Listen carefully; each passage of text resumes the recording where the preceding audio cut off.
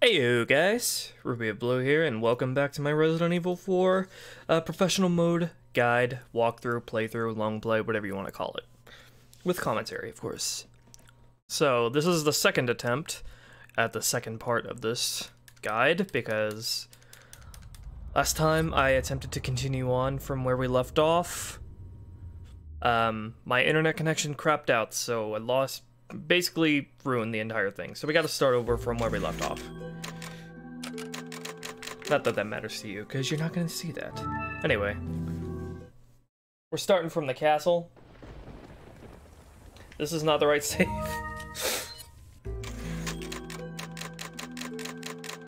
Here it is. Alright, here's where we left off.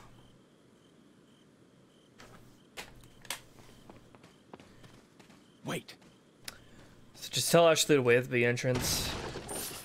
Just loot all the stuff around here.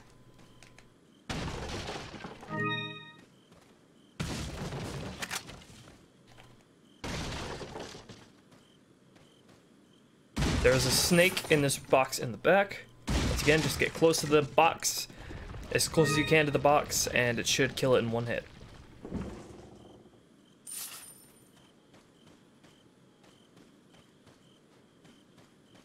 Follow me. Wait. Alright, so this entire time we've been avoiding upgrading, buying weapons except for the TMP. What are you Our selling? inventory is about to completely transform. First, let's sell all our junk. What are you buying? And then, attaché case large becomes available, so we're definitely going to pick that off. What are you Pick that up. selling? And it's time to say goodbye to the Punisher and the shotgun. What are you buying? We are going to buy, as our permanent pistol, the Blacktail. Now, the Blacktail is the fastest aiming pistol. It's also the second most powerful, and it has the fastest reload and firing speed. So, the Broken Butterfly has also become available at this point. Do not buy that, though, because later on you're going to get one for free. Unless you really just need it as a safety blanket, I guess, and have the money to spare. Next, we're going to get the Riot Gun, which is the most powerful shotgun in terms of firepower, and it has the fastest aiming speed. Firing speed and reload speed is the same as the standard shotgun that we just sold. It also has a tighter pellet spread, so you can shoot enemies from a bit further away. Thank you. And we're also going to buy this semi-auto rifle. This is essentially going to be the cornerstone of our weapons, our firearms, our armory. So the hunting rifle has more firepower, and it costs much less to upgrade. And in fact, the hunting rifle is so powerful it rivals that of the Magnums once fully upgraded. but the semi-auto rifle doesn't have to work the bolt every time you fire, so you're not pulled out of the scope. It can fire faster, especially with its exclusive, which we'll get later. And its reload speed is also faster. So it's a trade-off of firepower and being more expensive versus faster to operate. And so I just generally like the look of the semi-auto rifle. Anyway, I mean, look at that. It's just fucking dead sexy. Anyway, just gonna rearrange our inventory here so it's not totally, so it's not an abomination to look at. This game will beat the OCD into you, let me tell you. We have a ridiculous amount of full healers.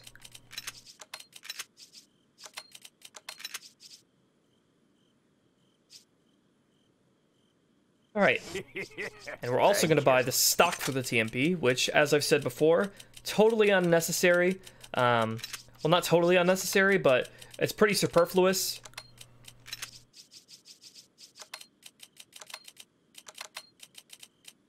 You really don't need it, but it does help out with getting headshots, and I think it might make the aiming a bit faster, and it makes it more stable.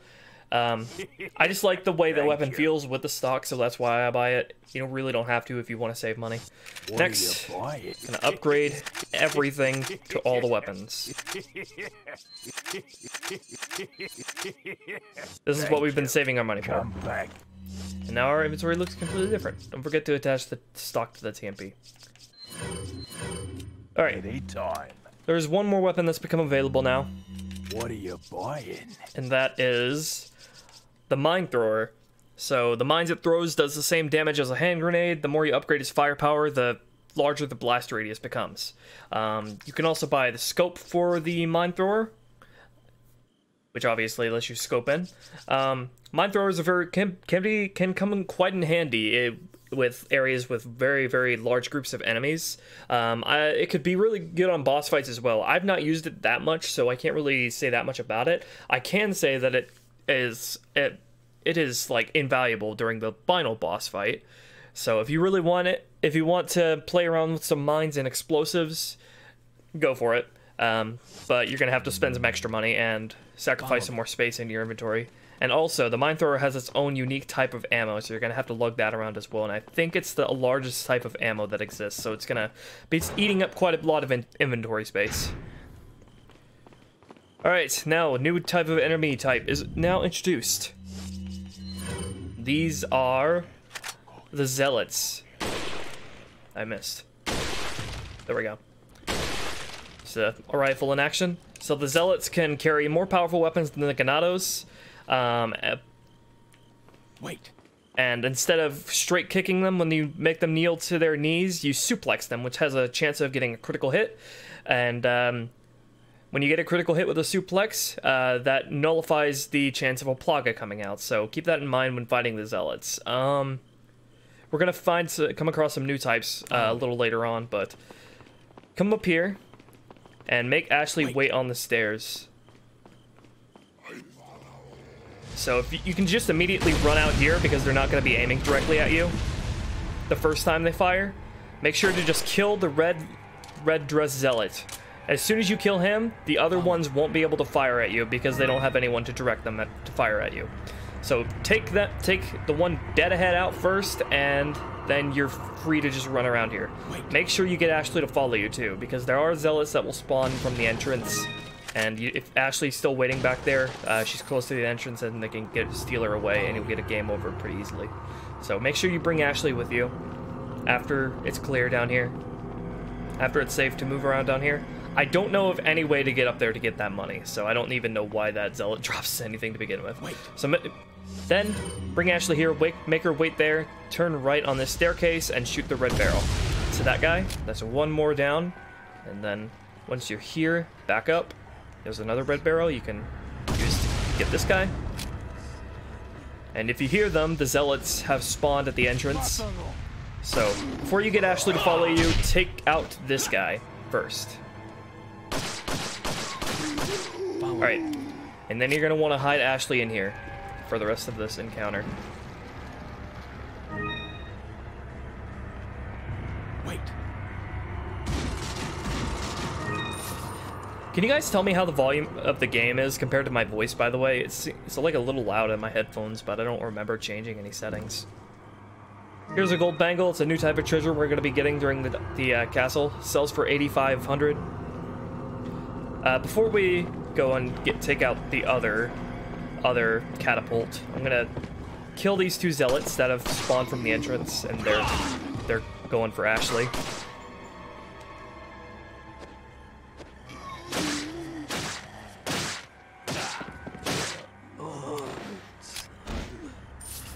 Alright.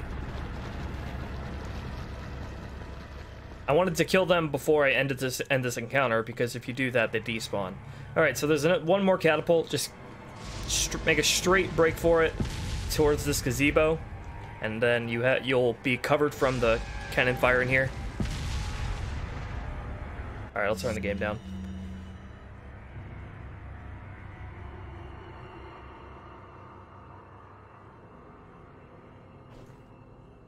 Yes, I am, Javier. Alright, and you have an angle to kill this guy. All it takes is one hit. You don't even have to use the sniper. Alright. Now, with everybody dead, you don't have anybody to worry about while you bring up this cannon and destroy the gate.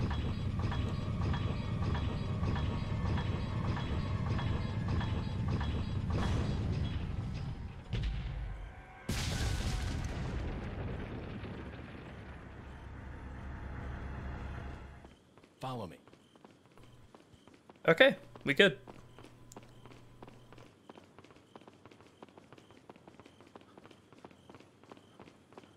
Wait. Before you talk to the merchant, come over here to this torch and knock out that spinel. Follow me. Not much new with there's not much new with the merchant, just an upgrade for the riot gun. Like I said, don't go too crazy about knifing and shooting every torch, because there are only like 3 points in the game. 3 or so points in the game where, you know, spinel is even hidden inside of it. Anytime. Alright.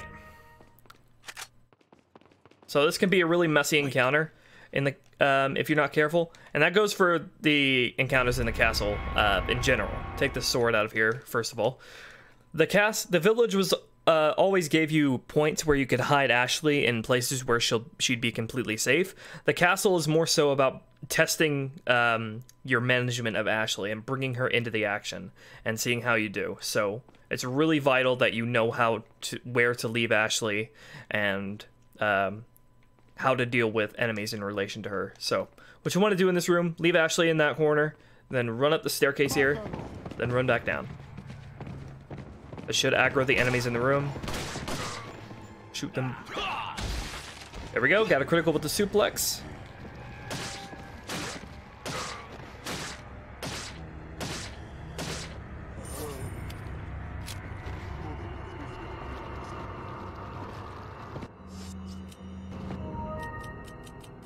Music seems a little loud. I don't know how I can't do anything about that though. Nope. Alright, whatever.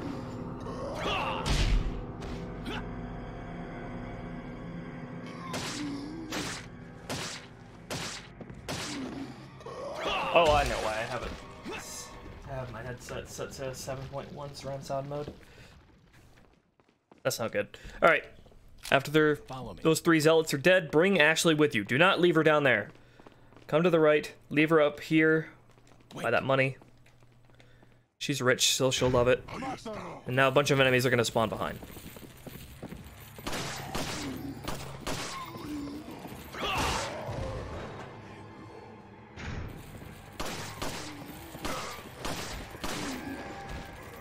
So I can't really knife them at this angle, so I'm just going to sort of be taking shots at them as they climb up. So they're going to keep spawning about 3 waves until you kill the red leader. I'm gonna wait until they stop spawning so I can get the maximum loot.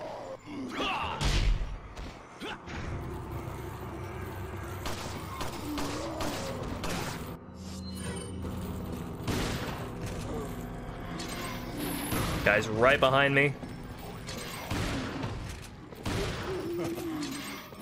Jeez. This is why you don't want to get enemies to drop behind you. Alright, so these red zealots, a lot of them will always have plagas spawn out of their heads. But, like I said, if you kill them with a suplex, then there is a 0% chance of the plaga sprouting out. There we go. You won't always get their head to explode when you get them at the critical hit there. Forgot this gold. It's like a 1 in 3 chance or so. Don't quote me on that.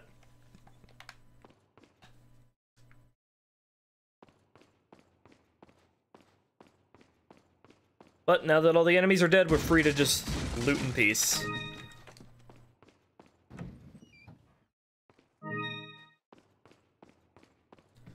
So, really simple puzzle here. Just switch the swords.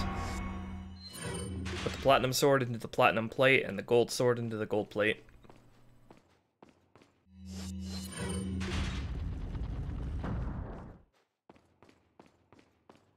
Follow me. Alright, so next, we don't actually have to worry about leaving Ashley out here, because she's going to be completely safe out here. Enemies aren't going to go for her, and no enemies are going to spawn from behind us. Once you tell her to wait, though, the enemy out here is going to aggro and run back inside. So what we want to do, we're going to come over here. I don't know what these guys are doing. I've never seen them do this. Hold on. I've never seen them run out just like that before, for no reason. What you want to do is you want to run over here shoot to get their attention and get them to run out this side, because there is a red barrel that we can take advantage of.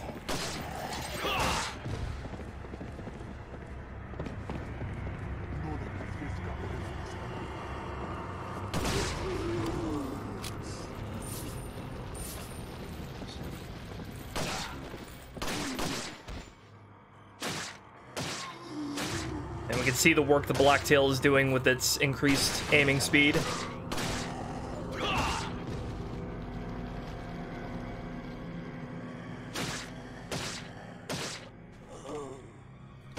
And now we're introduced to a new variant of the Zealot that carries a ranged weapon, the Crossbow Zealot. So if you just come up to this window here, you should be able to easily just take him out. Hopefully it doesn't drop an item. Nope, he dropped an item and I can't get up there. Alright, I'm gonna be introduced to another type of Zealot immediately.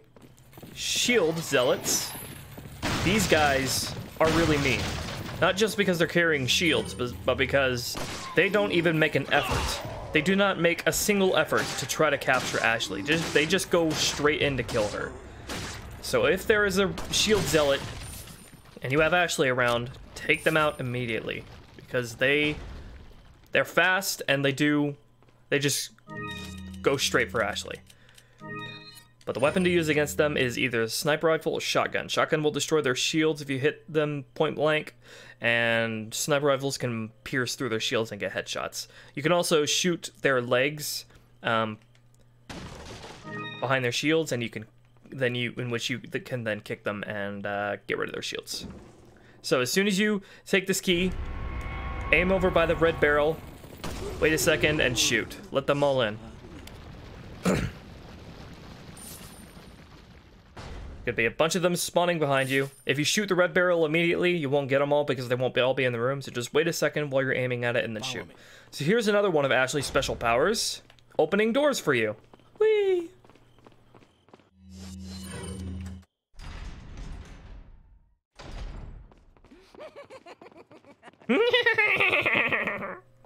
Wait. Alright, so if you don't have the treasure map, you're probably not going to find this, but there's a piece of loot up there. It's a purple gem.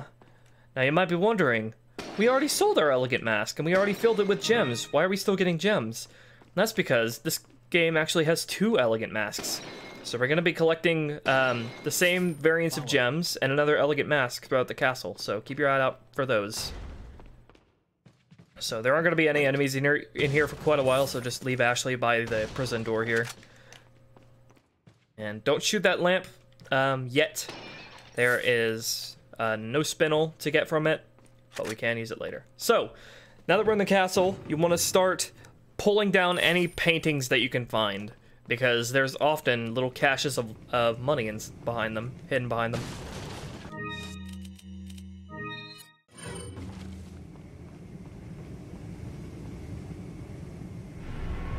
So come over here, get the prison key. Obviously we can't go that way, so we need to go shut the fire off. And we're going to go into the prison to do that.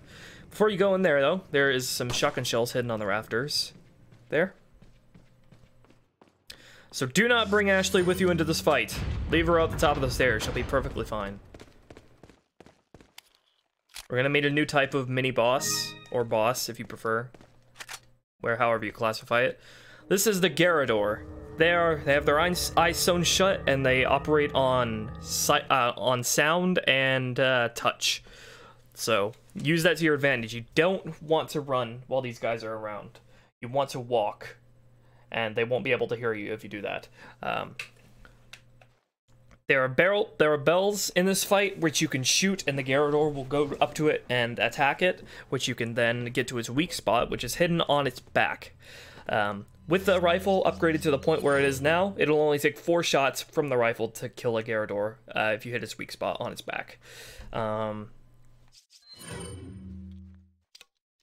There are a couple more things to keep in mind with the Garrador, but let's initiate the fight. So if you come up to the Garrador and aggro him, and then just immediately aim forward and shoot, you should be able to hit his weak spot on his back. Like so. And then just back out. Walking.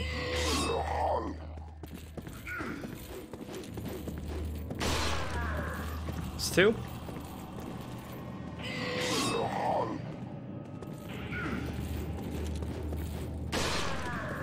Let's shoot the bell to show what'll happen. Alright, so you see what he's doing there? See what he's doing there? That is an insta-kill attack. If he hits you when he's charging like that, he will insta-kill you.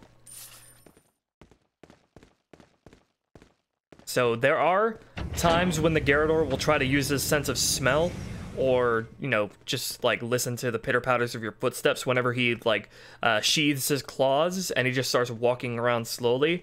He will be able to slightly detect you then, in which you'll have to find a distraction because he'll keep walking towards you. As long as you keep him distracted and you don't make too much noise, it shouldn't be a problem though. But it's not going to be that simple for later Gyarados fights. So, gonna be some enemies that spawn in from the hallway back here. Shoot that guy, so these guys are synced together. And there we go.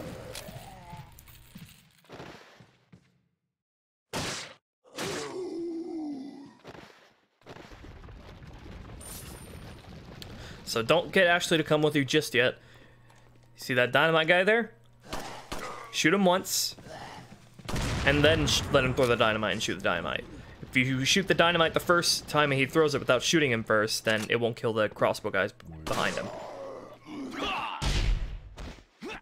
So just showing off that suplex again.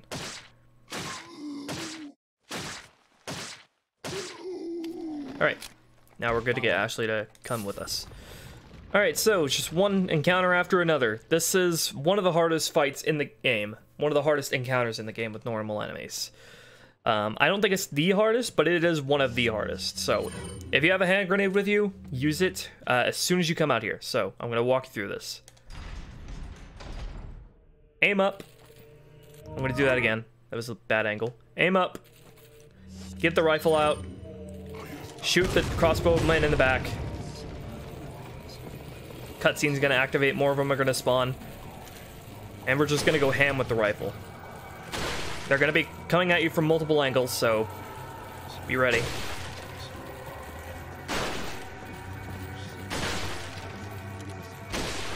So, the rifle's role for me is the problem solver, I like to call it. If there's an enemy that's far away that is really causing you problems, or is going to cause you problems, and you need to eliminate it really quickly, the rifle is your dude. It's super good at headshots. So, this guy will spawn a Plaga if I don't... This guy will spawn a Plaga once I get his health low enough. So, to avoid that, I'm trying to suplex him and explode his head. You notice that I left Ashley back at the entrance. That is generally a good idea to keep Ashley away from the, you know, the action as in general, but keep an eye on her because there are going to still be a bunch of Gyarados coming in.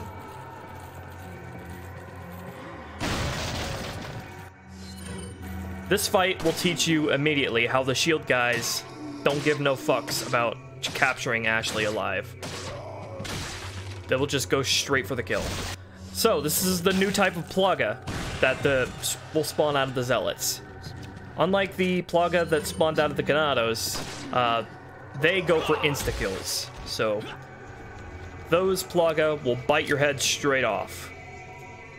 So, you need to deal with them immediately.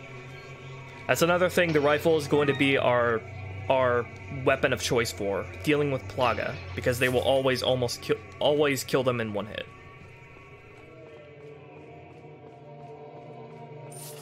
Follow me. Alright, now that they've stopped spawning, we can get Ashley to come with us. And, you know, just generally keeping her in the general vicinity so she's not too far away in case something goes wrong and she gets captured. And this guy's going for Ashley? I don't think so. Just two more Gyarados in this room. These guys are the last two of the first wave of this room. There are about 3 to 4 waves of enemies. 3 to 4 phases.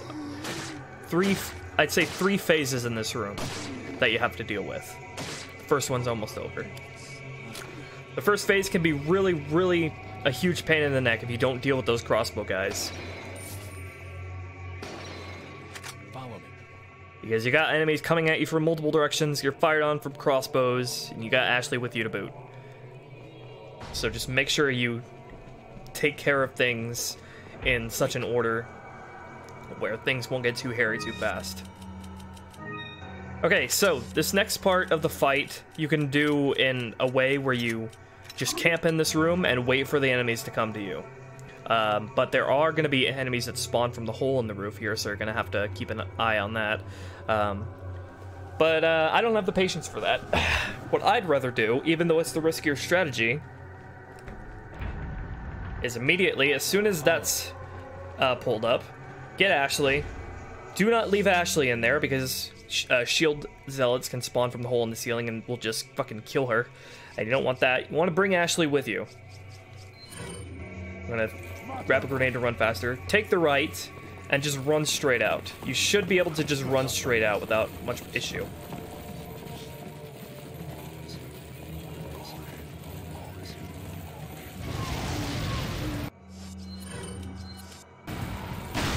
And just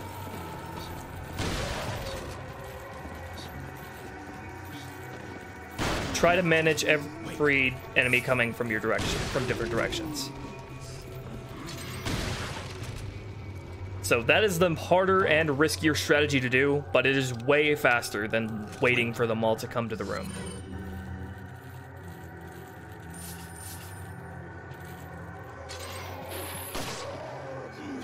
If you have a flash grenade, that is a really good part to use it in. But as you saw, incendiary also works well. Alright, so this next part... Well, first we're gonna kill all the enemies here before we initiate the next part.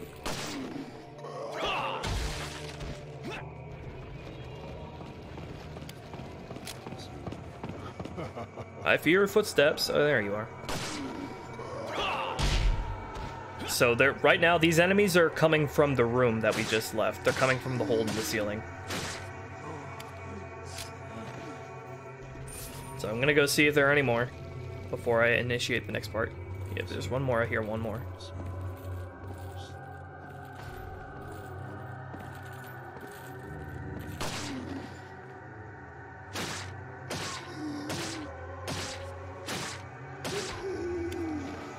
Alright, that should be the last one. So you want to leave Ashley way back there while you're pulling this lever up. In fact, actually, I'm gonna have her go more into the corner over here while I do this. And you're gonna want to use the TMP for this next part, or a flash grenade. If you have a flash grenade, which I don't, I definitely recommend using it in this part. So what you want to use the TMP for this part because you're gonna need its speed and staggering ability. Because there are a whole bunch of these guys that have long-range capability and close-range capability, and you're gonna want the functionality and speed of the TMP to not get fucked.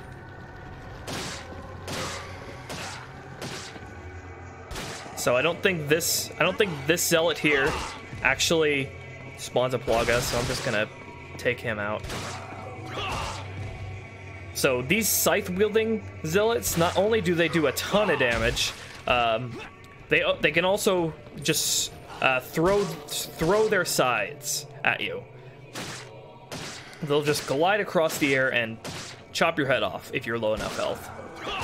So scythe zealots are pretty nasty.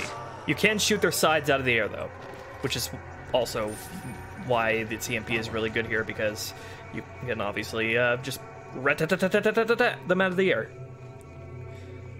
So that's all the enemies. That's the second phase done. That's all the enemies from the second phase. Next part is a lot easier. Wait. Depending on how you do it. Obviously, I'll show you the best way to do it.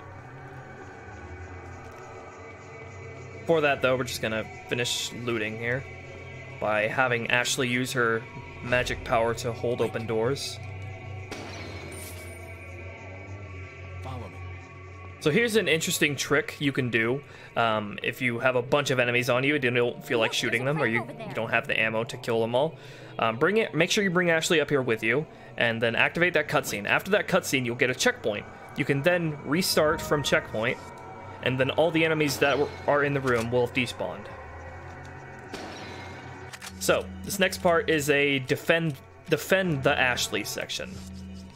So obviously, sniper is the best for this situation. The game froze there for some reason. Follow me. Sniper is the best for the situation. What you want to do, you want to get Ashley up to the right side first. The right side first. So this part is actually pretty simple. Immediately as Ashley goes up there, you want to come back up here, and then you need to kill. All you need to really do is just take out 5 of the zealots that are immediately up on the platform. I'm missing. You need to be careful though, because there are also zealots that are coming to get you. So as soon as you... all you need to do is just get rid of those 5 guys, and then there's only one other zealot that will pose a threat to Ashley. Those 5 zealots were the only ones, except for one, that can actually get to Ashley while she's up there. Alright, so this is why I wanted to get Ashley up to the right side first. I really want to grab these. Fuck.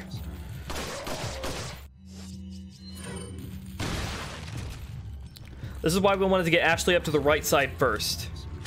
Because the right crank gets this one up first, in which you can then jump over, and you'll be in a much better position and much more protected from the other zealots. So, you see this running zealot here? He's the only other zealot that can actually pose a threat to Ashley. So all you need to do is shoot him once, and then he'll stop running. And so now you see these guys have to jump over here before they can get to us, so it's a much safer place to be operating from.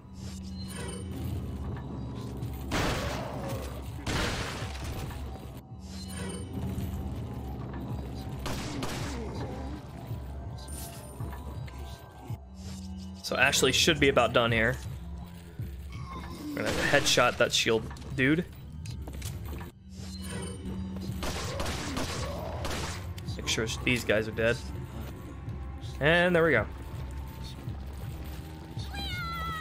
Okay, there's one more shield. This guy is bothering me. Okay, there we go. Just make sure the coast is clear before you get Ashley down here. You don't want to get you don't want to be getting maced to death in a cutscene. Alright, so we're gonna clear the rest of the enemies out in the room, but before that we're gonna get Ashley over here onto this platform where she's safer. So we got 3 more zealots to deal with in this room, 4 more.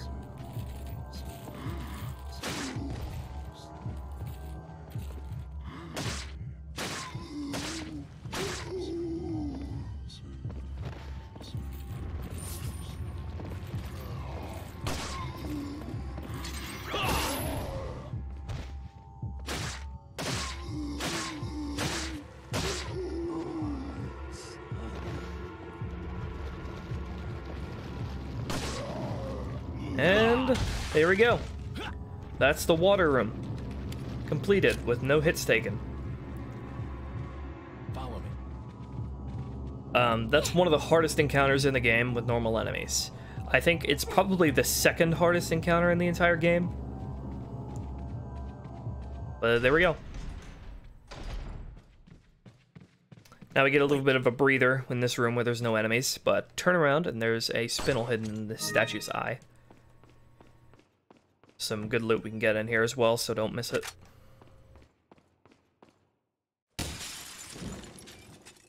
Such as a hand grenade hidden in a treasure chest.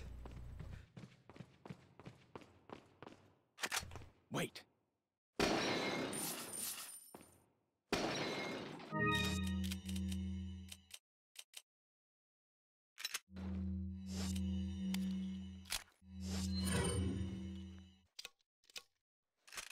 So, on the topic of incendiary grenades, you want to have, let's say, 2 incendiary grenades up until a certain point of the game.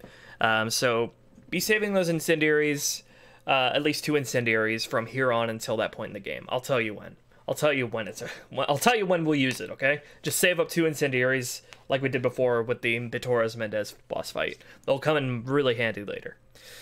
For now though, I think I am actually going to sell a couple of healing items because I need the space for some more loot that I know I'm going to be picking up.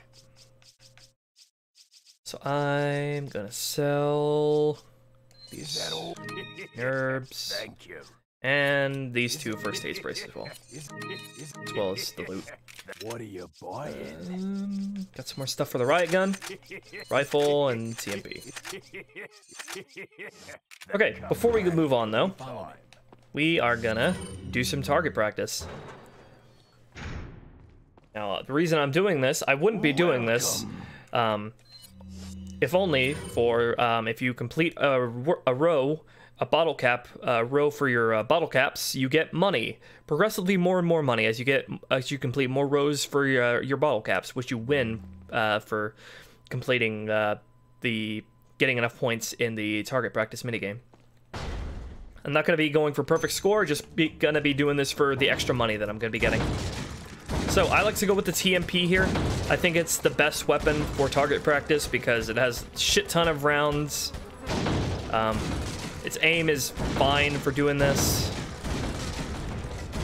You want to be going for the heads of the targets. The female ganados are worth 200, the males are worth 100, sexism, and then Salazar head way in the back is worth 500.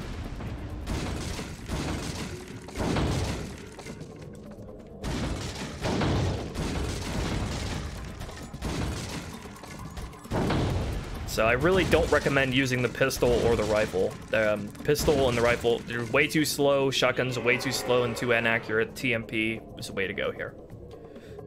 All right, so each game of target practice, A, B, C, and D, have 2 rounds to them. So all you need to do is win 6 bottle caps in a single one of those games, A, B, C, and D. 3 of those aren't available to us yet. This is the A game right now. All you do is win 6 bottle caps within each of those games, and you'll complete the row. So you notice Ashley popping up every now and then. She will drain you 1,000 points if you hit her. So don't hit her like that. See these dynamite guys? You want to shoot their dynamite, like I didn't do just then. But I won the 6 bottle caps anyway. If you shoot the dynamite, it'll destroy all the ganados, and you'll get max score for that. You don't want to shoot them individually. If there's a dynamite guy, you want to shoot the dynamite. So like I said, not going for perfect score, just going to be going for 6 bottle caps per game, per session, and I'll get money. The more rows you complete, the more money you get. So there you go. Moving on. All right. This is the first point where Ashley is taken away from us. So even though we have to escort Ashley in a large part of this game, there are many, many more segments where the majority of this game you're spent alone. So Ashley is taken away from you quite a lot, so you don't have to constantly worry about her. But now we're going to go be encountering another new type of enemy, and they are probably the meanest enemies in the game.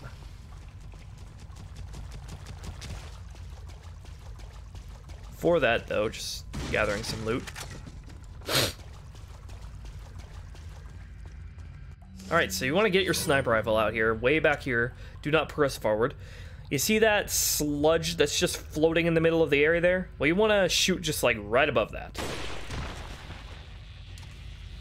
These are Novistadors. If you shoot them in the head with a sniper rifle, it'll kill them instantly. Or at least with the sniper rifle upgraded to the point I have it right now. You can come over here and spot 2 more of them that are not aggroed currently. They're invisible, but you can spot their heads by looking at the sludge floating in the air. So, unfortunately, we're not going to be able to headshot them with the sniper rifle so easily. Instead, we're going to be relying on mostly the shotgun to get them off our backs. So these guys are really mean. You'll see what I mean. Now, you can go for the riskier and bolder strat here. There is, actually, I see him right there. This is the first time I'm actually seeing the Novistador before I'm actually encountering him. See that? So, safe way to do this is to trigger him and then hide behind the door and then point the shotgun at the door and wait for him to come in. Might need to back up a bit. Sometimes enemies get stuck behind the doors if you're too close. So Novistadors will do a pounce attack. That'll give you a prompt to kick them away. You can just shoot them. I don't know what this guy's doing. You can just shoot them. You don't have to actually kick them.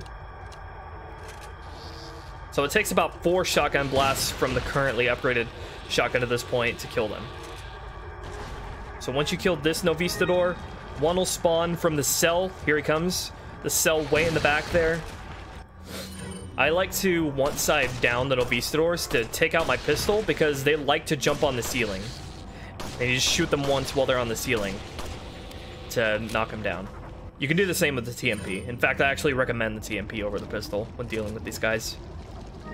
So there's gonna be one more Novistador that comes from the corridor that we just passed. So we want to come into this cell that the other Novistador came out of, or you can go back into the door that we came out of. There's the kick. And you want to just let them come to you. Don't actively search for them because, like I said, they're invisible, they're hard to see, and they are fast motherfuckers. And they deal a lot of damage. They have a grab attack where they'll pretty much just puke on you and with acid and does a lot of damage.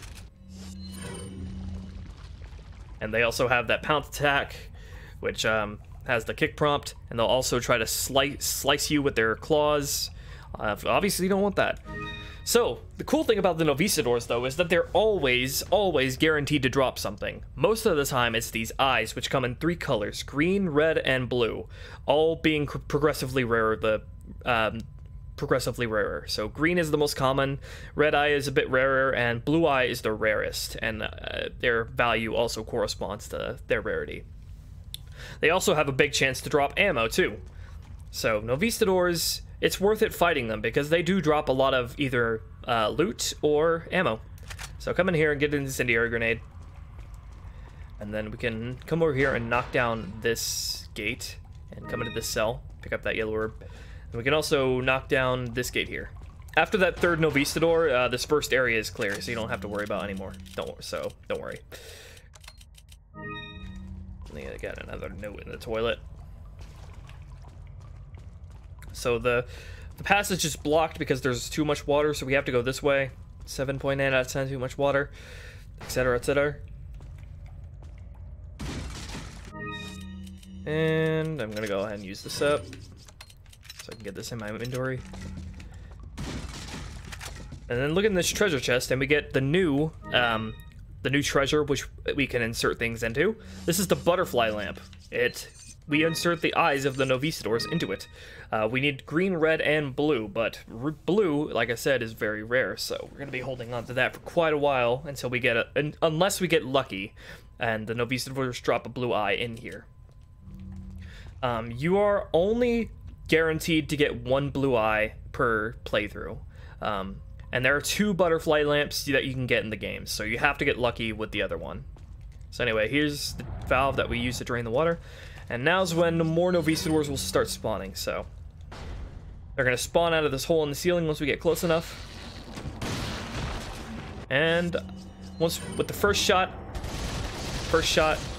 then I'm gonna bring out the TMP so I can have fast shots and fast aiming in case they decide to jump onto the ceiling. I'll use the shotgun. I'll show you how difficult it. Oh, that was a misfire. You see how difficult the shotgun can be to use it if you keep using it on the Novistadors. Anyway, showing off that tighter pellet spread with the riot gun. I don't think I'll heal. I'll take the risk. So, bring out the rifle here, and we're gonna try to go for a headshot on the Novistador that spawns. Novistador is gonna spawn right out of that, out of this cell. So, there we go. Try to get a headshot on him, and fortunately didn't.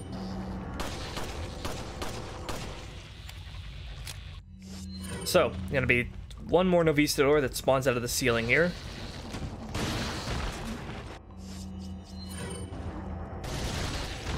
Guy tried to jump on top of the ceiling.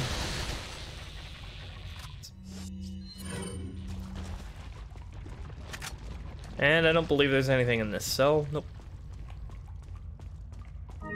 Still no blue eye. And there's going to be one more Novistador that spawns just as we go through this doorway. So, as soon as you go through, turn around, and don't let the Novistador get through. Should be fine if you just keep them behind this doorway. And that's it.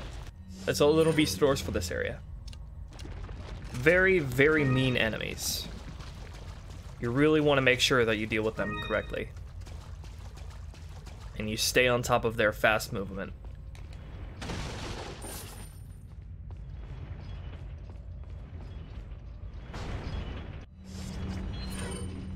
So, you know, just some giant guillotines. Nothing out of the ordinary here. Obviously, just pay attention to the markings on the floor and time your movement correctly.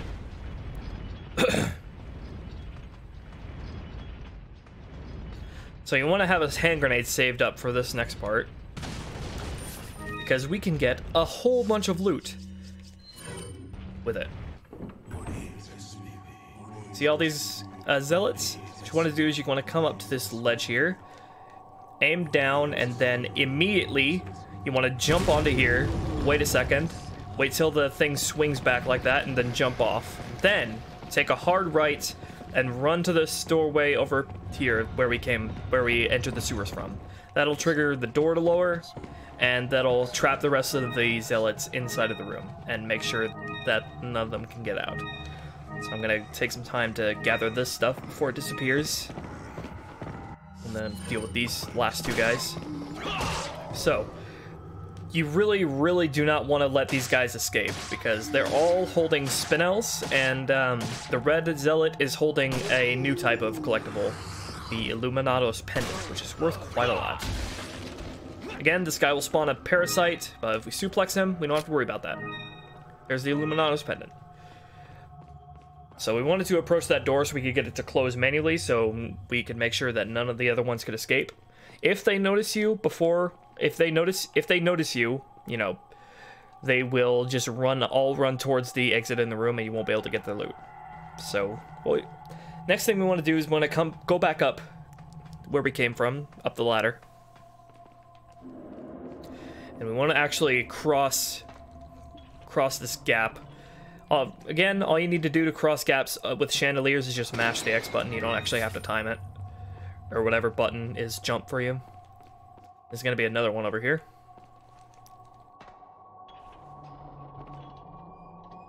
And here, it's quite out of the way, so I don't blame you if you miss it.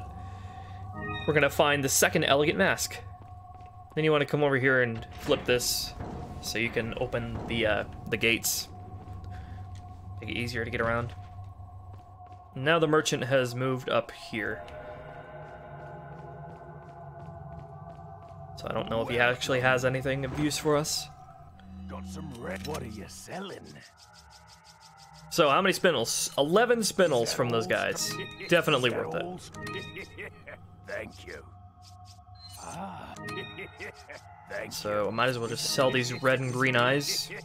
Thank you. By the time we find the second butterfly lamp, we're going to be fighting a bunch of Novistadors anyway, so we're going to be finding more green and red eyes anyway. So we're not going to sell that yet. We're going to wait till we get a blue eye. If you get a blue eye early, you get to sell it early, so consider yourself lucky. And nothing else. Back any time.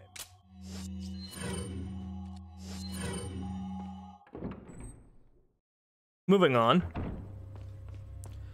Got this red herb hanging out on the desk there.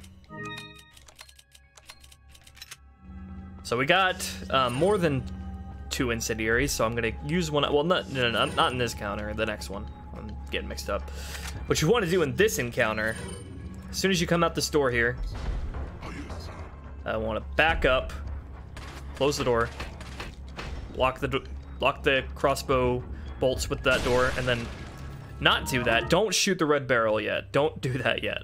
Do not shoot it yet. My sniper rifle bullet pierced through the guy and shot the red barrel behind him. What we want to do, block these guys bolts and then shoot these guys. God damn it, I keep shooting it. Shoot the crossbowmen, take them out first. As a rule of thumb in RE4 in general, always get rid of the crossbow guys first.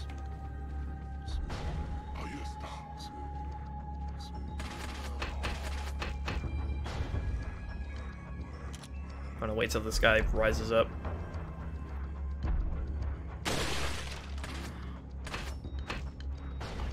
Just one more guy.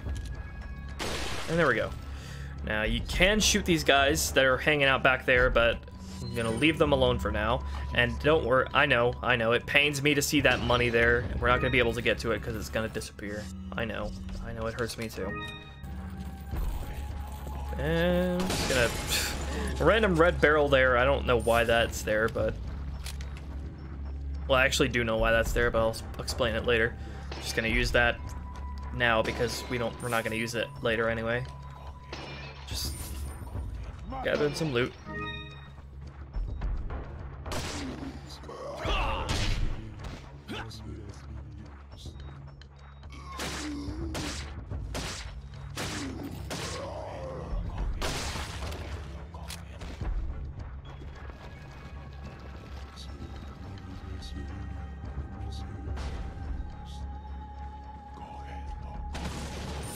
And we're just gonna make our way upstairs.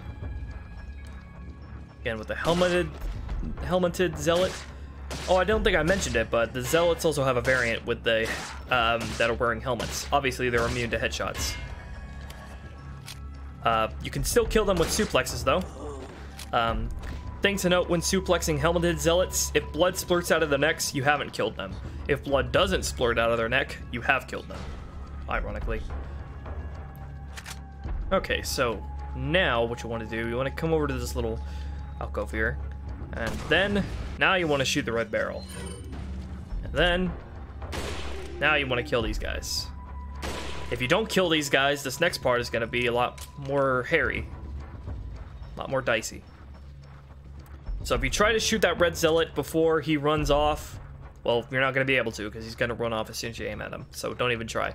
What you want to do instead is jump down here and then immediately aim across the way and just get 2 headshots on him, and you'll immediately kill him.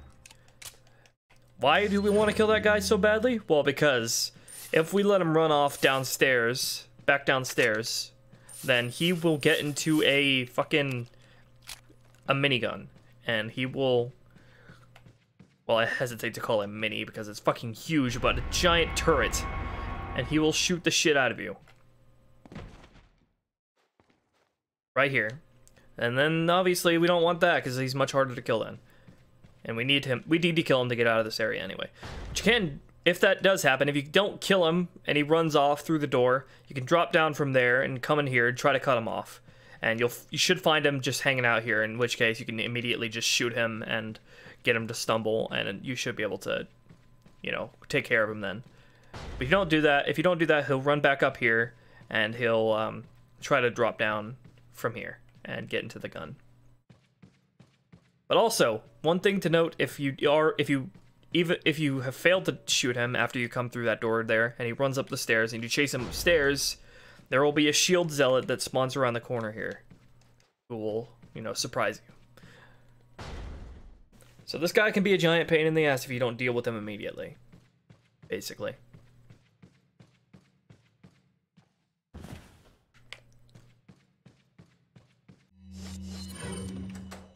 Anyway, moving on.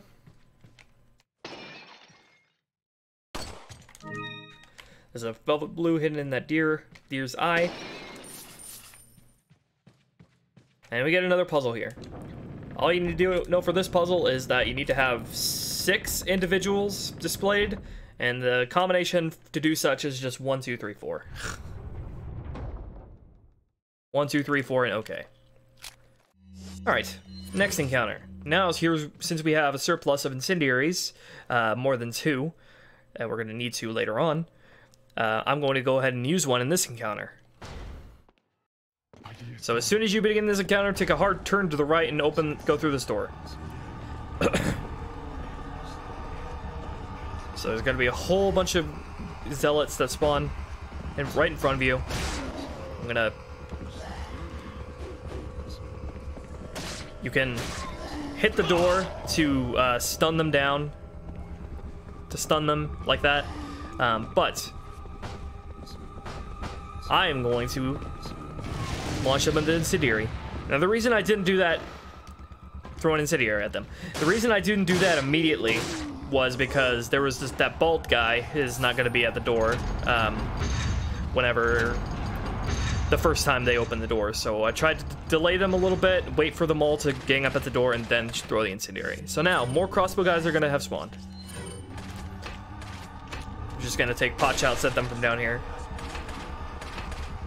Trying to shoot at us through the walls, hilariously. So there are, from where the crossbow guys spawned, there are lanterns over them, so you can shoot them. And you can also shoot crossbows out of the air, crossbow bolts out of the air.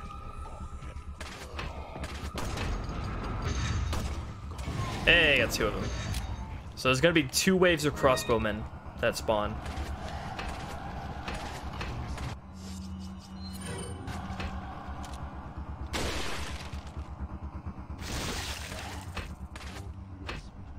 You can tell if there's gonna be a plaga that spawns out of somebody's head by if you see their head like hang back like that, and if they don't fall immediately, you can tell if there's a plaga that's gonna come out.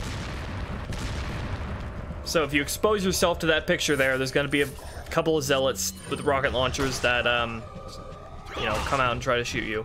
They're pretty easy to deal with though. All you need to do is just hide behind cover and you should be fine. So don't worry too much. They're gonna try to shoot you with rocket launchers a couple of times. They should open the picture again and try to shoot me in a second here. Come over to this button by the exit first and then raise up the platform in the middle. There's 2 more. Just need to get out of the way. You should be fine.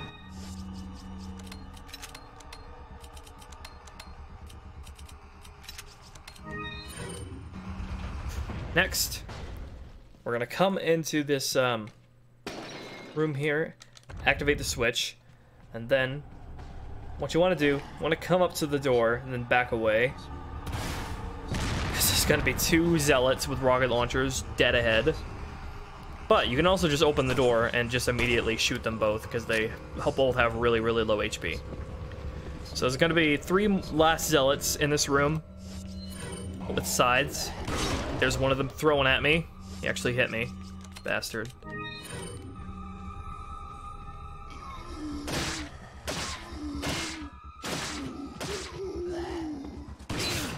Damn it.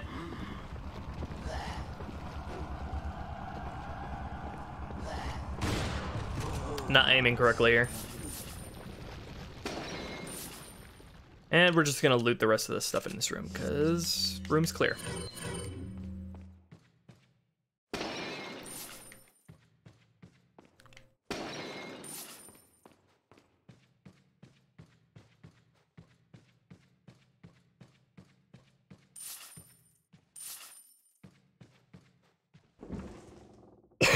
So here's the goat ornament, one of the 3 collectibles we're gonna need to progress to the next area.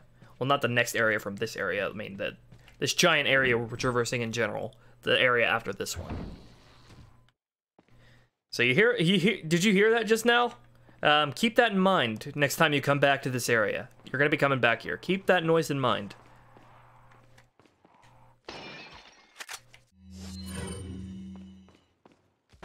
So there's gonna be a whole bunch of crows here. There's a spinel up above the door there. The door we passed just now has a lock on it, so we can't open it. So what you want to do here, I want to get that flash grenade that we just got out. And we're gonna run all the way back here to this door over here. Then we're gonna turn around and we're gonna wait for all those pretty birdies to catch up to us. all the birds that we just scared. We're gonna wait for them all to get here, and then we're gonna throw the flash. Instant money. It's gonna kill all the crows that were in the mountain as well. So I don't think we got them all. So I'm gonna take the TMP out, because a single bullet from the TMP is worth less than a single bullet from the pistol. And we're just gonna shoot these birds. Just get that little bit of extra cash.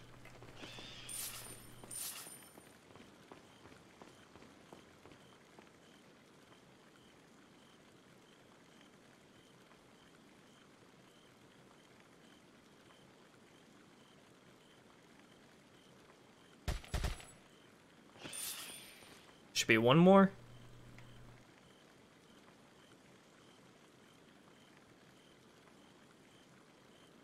Where is he? Was that it? Alright, I think that was it. So. Oh, one more thing in the fountain. So here is a room that we need Ashley to get into because the door is locked and we need to lift her up to the window. There's a lot of goodies in there, and we're going to be coming back to this area later. Once we get Ashley back.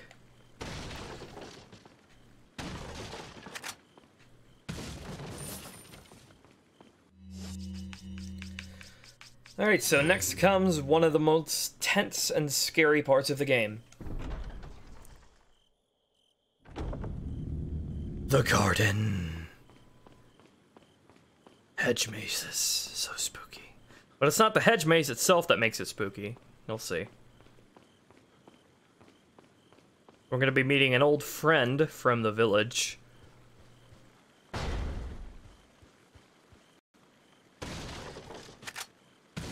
So, you want to go in this particular order throughout the hedge maze that I find is the easiest way to go through it. The Comillos! They have returned. So you want to head off to the right first and immediately ready your shotgun to take out that guy. If you have the right gun, fully upgraded to the point I do right now, it'll only take 2 shots to kill them from a reasonable range. Next, you want to come around here and knock this gate down. Don't get too close, because otherwise they'll break down the door. What you want to do is you want to take an incendiary, or you don't have to use an incendiary here. You can take pot shots at them with the rifle, but incendiaries will kill Comillos in 1 hit. So this is why we wanted to save at least 2 incendiaries up to this point. Next, you want to come over here to the corner, around here. And as soon as we take this stuff out of the chest, we're going to turn around, wait a few seconds, and then throw the incendiary. Kill the 2 Comillos that are immediately going to come out and try to kill us. Next, we're going to come back around here, go over the archway. Grab the stuff that's over here. There is a lot of loot in the maze garden, so if you have the nerve to, you know, if you're not too scared, it's definitely worth it. There's lots of good stuff. We're gonna get the moonstone, which is necessary to exiting this area. Then, as soon as you come out around this corner here, throw an incendiary. There's gonna be one more that comes from the back. So that's 2 Comillos that jump out of the hedges there. Instantly killed, and then 1 that comes back over the bridge. So next we're gonna come back down here and keep the shotgun out. Don't carry around the pistol in this hedge maze. You can also use the TMP against the Comillos. Their TMP is very fast. The Comillos is also likewise very fast. So TMP is good at dealing with fast enemies. In fact, I'll show you. It's gonna be 1 more Comillos that spawns either in front of you or behind you, like just now. It's actually random whether he spawns in front of you or behind you. And we're gonna get the second insertable item for the elegant mask. The second elegant mask. Oh. See how mean these guys are? But anyway, I was trying to show you how good the TMP is against the Comillos, and as you can see there, it actually works really well if you don't miss. So next we're gonna come back up here, up the stairs, up to this fountain, get the other moonstone. But we still have a bunch of items to collect in this area, so we're not done yet. So we're gonna come down here. As soon as you come under this archway here, turn around, back up. It's gonna be a Comillos that spawns from the hedge there. And I love how in this area you can hear the Comillos growling at you, even though you can't see them. So next we're gonna come around to this treasure chest and grab this first aid spray. And there's gonna be one Comillos that's hidden, well not hidden, but stuck inside of this cage. You can just like totally just knife this guy. Careful you don't hit the lock though, because then you'll break down the door.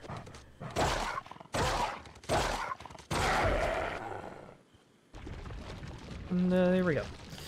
That's not all of them yet. We still have about 3 more or so to deal with, but we're almost done looting the hedge maze. So there's going to be a Comillos that spawns right around this corner. So we're just going to activate him.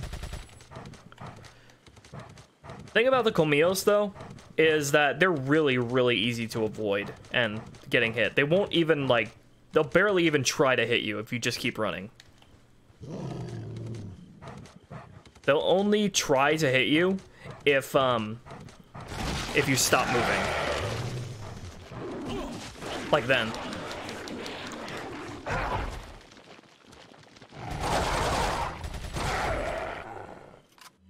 So I've actually taken quite a lot of damage from these guys. For educational purposes. Trademark. Anyway. That's the last thing that we can find in here. So there's gonna be, we're gonna have to deal with 2 more Comillos before we leave though. So as soon as you hear them spawn, run back. He's gonna be spawning right out of there.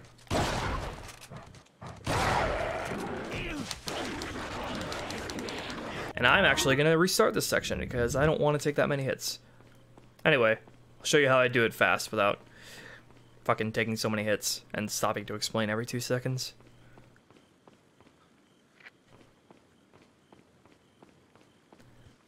The Comillos are almost as mean as the Novistadors are.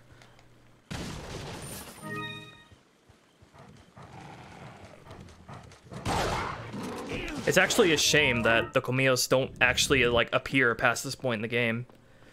I have my suspicions that the Comillos were actually like planned to appear on the island at some point, because there are environments on the island with dog cages.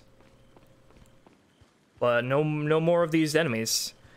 I think they could have been, you know, used in like 2 more encounters in the rest of the game. They are great. Some of my favorite enemies to fight because of how, you know, tense the encounters with them are and how dangerous they are.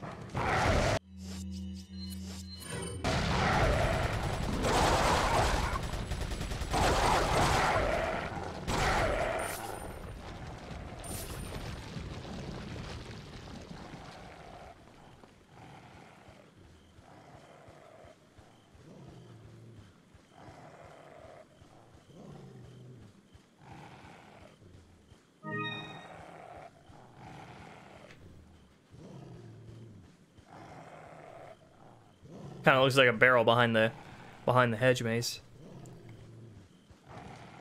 You see this guy spawned in front of me this time.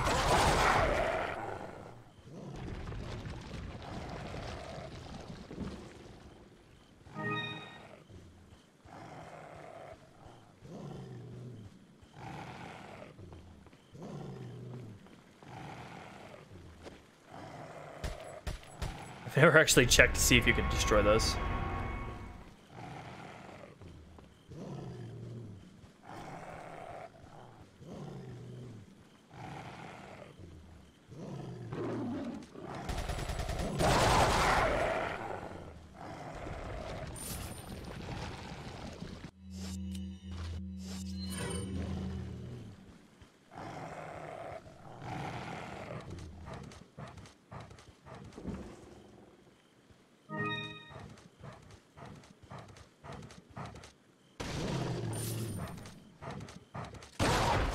So like I said, don't be afraid of just, you know, retrying areas if you feel like you can do better, because the game gives you the freedom to do so. This guy has a ridiculous amount of health for some reason. 2 shotgun blasts point blank and multiple knife slashes.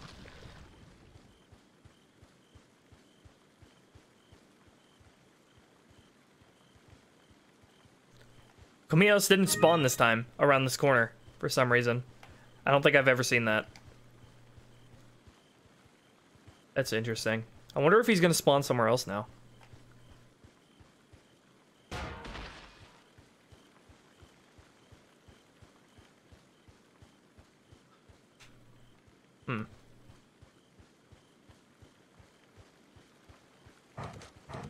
I'm gonna come over here this time, where I know there's not gonna be anybody spawning. He's right behind me. So I don't know why that guy came from behind me when they're supposed to be spawning in this area. I guess that's just, I don't know what this guy's doing. I guess that's just some of the dynamic elements of this game coming out. And I don't know, I really don't know what this guy's doing. I don't think I've explained this, but when the tentacles sprout out of their backs like that, they're probably twice as dangerous, because they can whip you with them. And that's it. That's all of them. So you can actually skip those last 2 Comios that spawn by dropping down from there, and then coming to the door over here.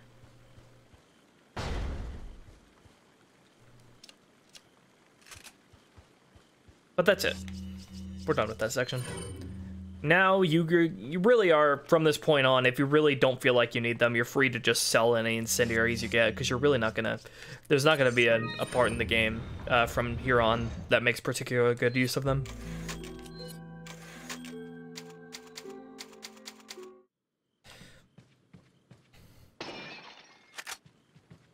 Interesting thing of note, though, like I said, it is really easy to actually avoid the Comios as long as you keep moving. So you can complete that entire hedge maze section without even killing them, just running around them. And if you do so, and you come in here, they'll all have despawned.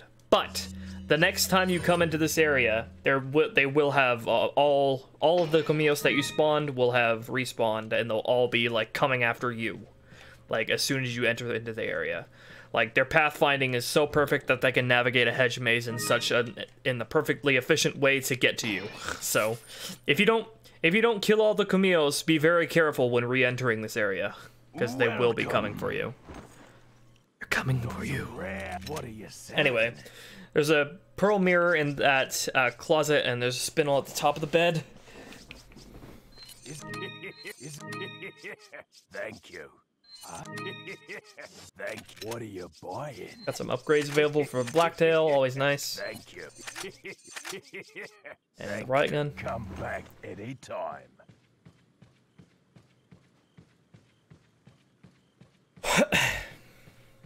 I'm gonna take a drink.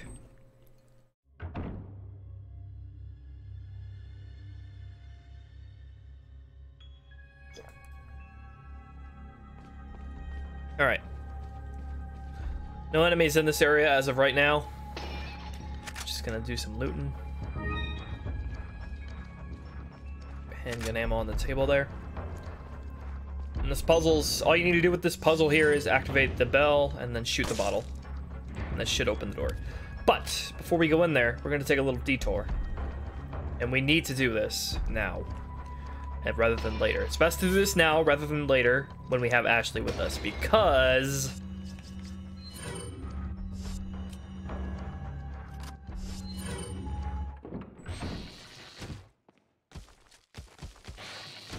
Novistadors!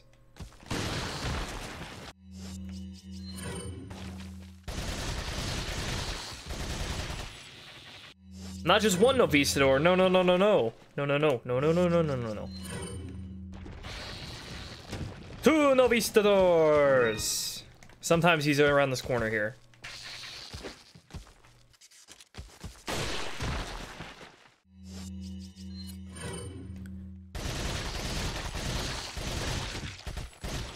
So I could totally be wrong about this, but I suspect that these guys are here in this room because of the HD texture mod that I'm using. If you've noticed, this entire playthrough I've been using the Project HD Resident Evil 4 texture mod that overhauls all the textures in the game except for the character models. I can't prove that, but they've never shown up in this version of the game until I installed that mod. And ever since I've installed the mod, they've been here every single time. It could be that on this version of the game, it's random whether or not they show up in this room, but just regardless, anytime you're entering this room, just be on your toes for those 2 Novistadors to show up. And it's explained by this hole being in the floor and connecting to the sewers. I know on the GameCube version, at least, or the Wii version, I don't remember which, of this game, they did have a chance of spawning in this room. Or always spawned in this room. I don't quite remember, but all I know is that ever since I installed the Project HD mod, they've been here 100% of the time in every playthrough. So just be careful when coming to this room.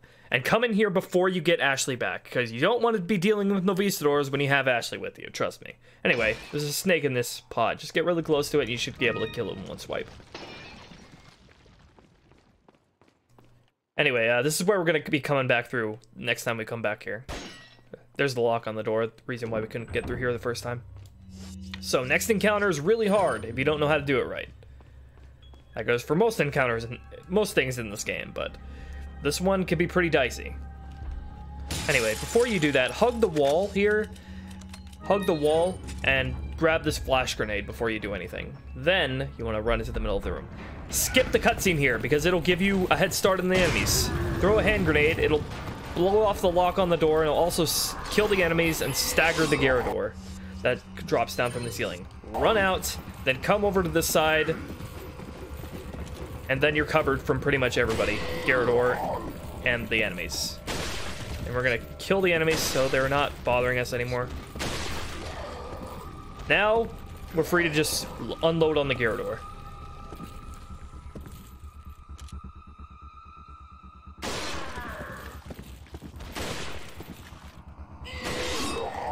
Try to shoot him. There we go. That is a very hard encounter. Make sure you have a hand grenade saved up for this encounter. This is why you don't want to be using your hand grenades willy-nilly, because there are very specific parts in the game where they are invaluable. Same goes with flash and incendiary grenades. Anyway, enemies are gonna keep dropping from the roof. A limited number of enemies are going to keep dropping from the hole in the ceiling, so we're just going to take them out. Make sure before you leave this room, though, that you do loot what's in the contents of the treasure chest. Loot.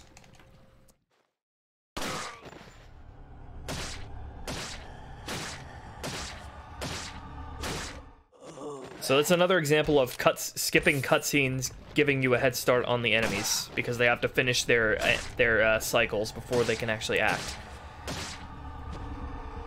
And it puts them in more favorable positions.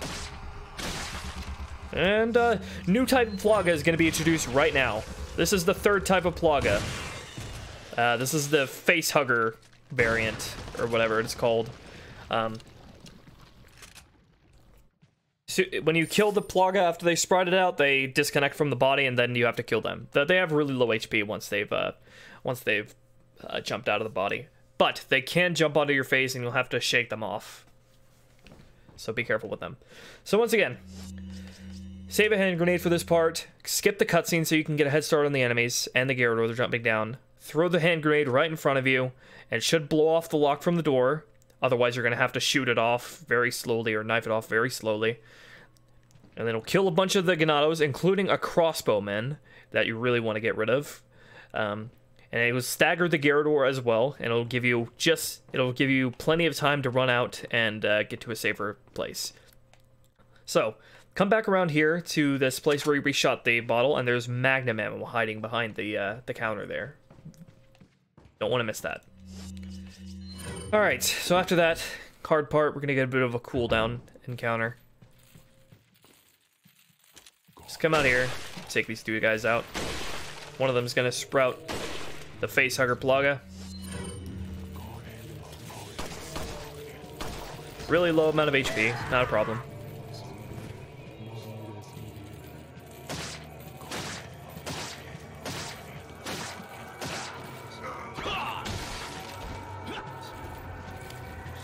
And we get a showcase of this game's intelligent enemy AI.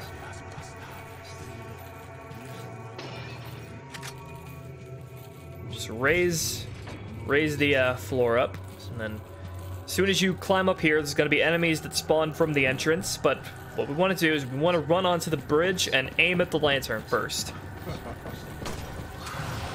Alright, and then we're going to deal with the enemies behind us. Knock them down and then run back and make sure they're all in front of us. Now you can get all three of those shield guys there, but they really delayed at the door for some reason. Another Plaga.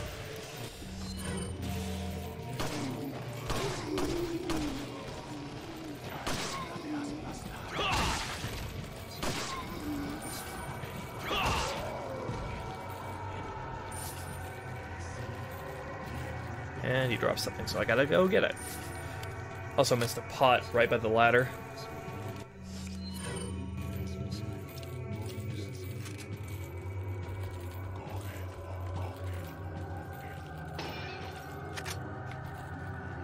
So, you can just run through the store and continue on, but you really don't want to do that.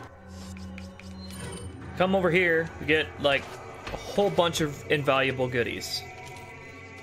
Including a free rocket launcher that you can use on anything of your choosing. There's gonna be one more enemy that's hiding in this area. We're not gonna grab any of that stuff in there just yet. Gonna wait on that.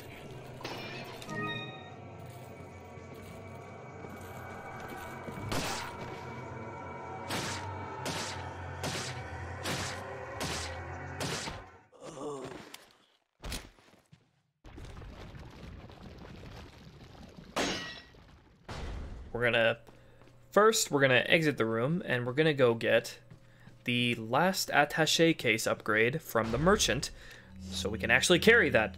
Does it look like we can carry a rocket launcher in with this inventory? No. So we're gonna need to get a bigger one, so we can actually carry it. And the merchant's right here. Not even in merchant's in the same load zone. You don't even have to leave the area to get the upgrade. Sell the egg. Is that all? Thank you. What are you buying? And we're given a whole bunch more space to play around with. Now we're gonna go back there and get it. Get the rocket launcher.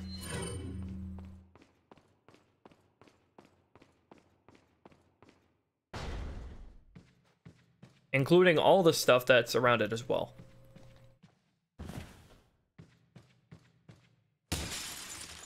So I like to put the rocket launcher right up against the far right of the attaché case. Vertically placed. And there we go. I'm gonna do a little bit of inventory rearranging first before we move on.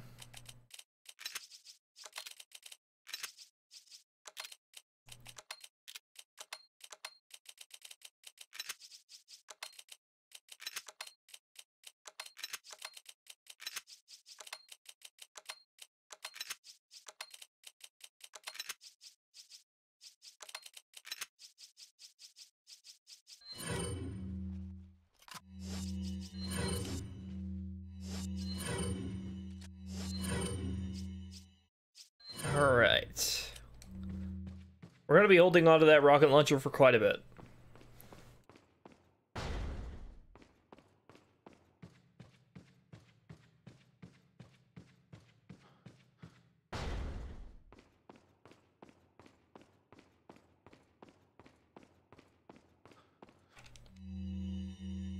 I don't need to see you.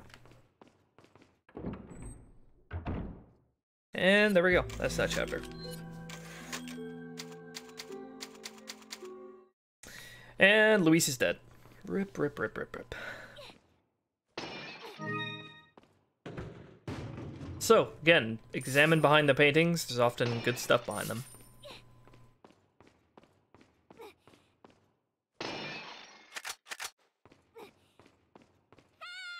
So we're gonna come across another Defend the Ashley section that has a method of doing it that makes things much easier, so I'll show you.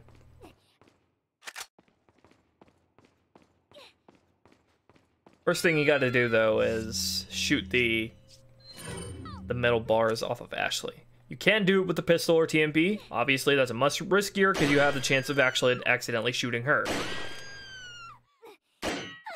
You want to shoot the sides. Don't shoot right in the center, obviously. Talk about near-death Anyway, we've got 3 zealots from the first wave that we got a defender from. Just get headshots on all of them.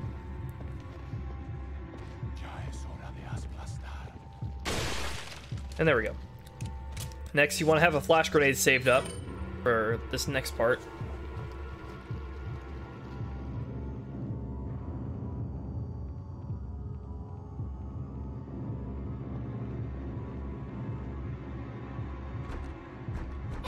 The door's locked. I can't open it. Mataro. And throw a flash grenade straight down, and then this is the first guy we want to kill. Because if you don't kill this guy,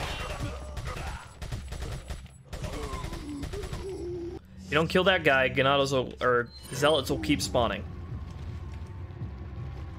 You should flash everybody in the room, but sometimes that one crossbow guy gets by. Not sure why. I got the key. I can get out. And next, we have a section where we get to play as Ashley. Fun fact, in the original Japanese version of the GameCube version of this portion of the game actually had classic style fixed camera angles, a la the classic Resident Evils. So we're gonna come across 2 zealots in this opening area here. We can kill them by throwing the 3 lamps at them apiece. That's what we're gonna do. We're gonna be killing these guys. If you miss a lantern, don't worry, because there's a way you can get them to both bunch up together, and you can hit them both with lanterns. So take note of these parts of the environments where you can crawl through in case you get cornered. So we're gonna wait until this guy gets close before we throw it, because he has a tendency to run there and he'll dodge the lantern. And there we go. That's that guy taken out. So, you can crank this crank here to open the gate, but you really shouldn't do that when you can... Hold on. Making sure I'm not forgetting anything. Okay. You really shouldn't do that because you can just come over here and crawl through a hole in the floor.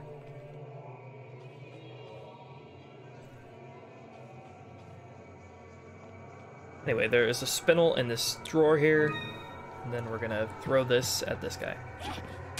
So we need to get out of this area, so I'm gonna, while that guy's staggered on the ground, I'm gonna go ahead and pull this open. You don't need to pull it open all the way, just enough to logically fit through.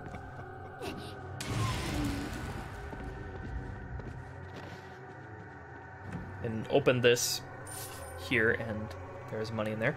Then you can come in here, and we get to witness, again, how good this game's AI is.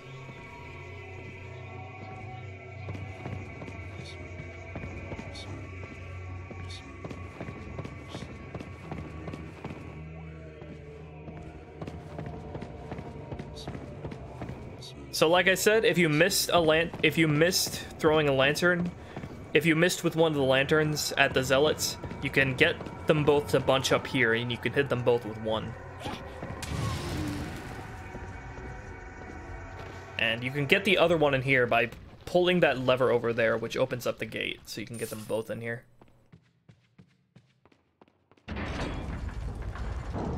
Alternatively, you can open that, get them both to chase you in here, and then come around here, crawl through the space here, then close the gate, and then trap them both in this room and just watch them walk into the gate endlessly.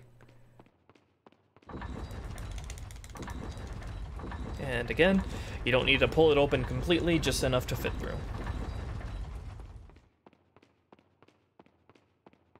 Got herb on the table there. Next, we're going to go to a pretty spooky part of the game. As soon as you come in here, though, you want to take a left. And then there's a little puzzle here. All you need to do is hit this one first. Hit this button first.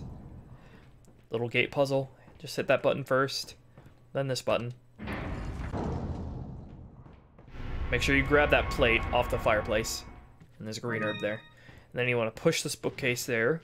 And hit the button that's hidden there. You should be able to get through. The puzzle is you push one button, it opens one gate, closes another. So there's also a velvet blue and money in that cupboard. There's also a spindle on this chair here.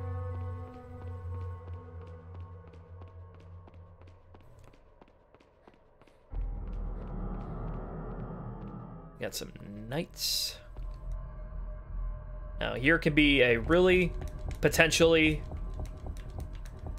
headache-inducing puzzle, but not if you do it in that order. Just go, basically start with the center left one, and then go in a circle, a counterclockwise circle, and you should be able to just get it.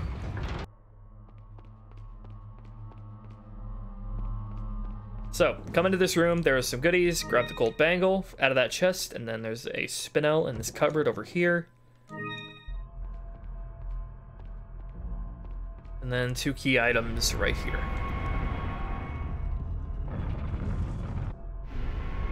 Alright, as soon as the door opens, you can just run out.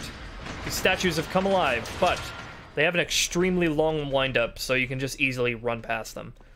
If they're blocking the door, though, then you can just, you know, bait them all out and then run them around the table, and you should be able to dodge them pretty easily. And again, with quick time events, you can hit both X and A and LT and RT at the same time with no penalty, so you can just easily just mash the buttons and get past them. Entertaining thing you can do with the knights, though, still chasing us. You can close this gate here and just wait for them. You can actually hear them.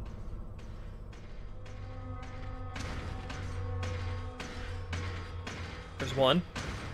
There's 2 and 3 and 4. And just witness the amazing AI of this game. Yeah, you can see how long their wind-up animation really is. It makes them really easy to dodge.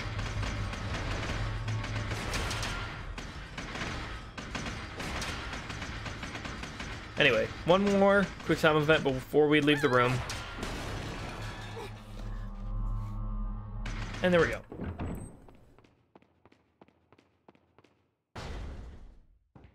Since we killed the guys before, we don't have to worry about them harassing us in this room while we gather this loot.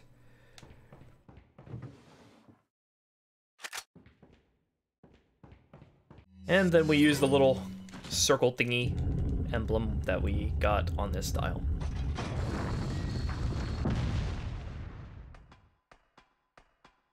As soon as you come up this ladder, though, turn to the right, as there is money on this table.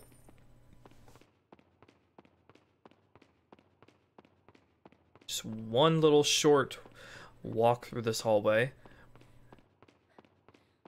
Later, and we are back with Leon, and that's the end of the chapter. All the items that you gathered as Ashley will be added to Leon's inventory. Immediately gonna use that yellow herb on myself.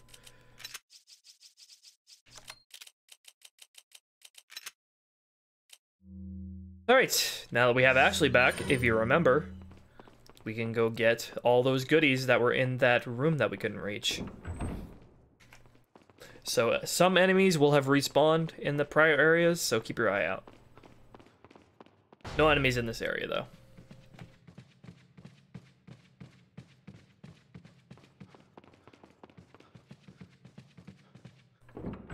So as soon as you enter this room, take a left, go into this room, and hide Ashley in here.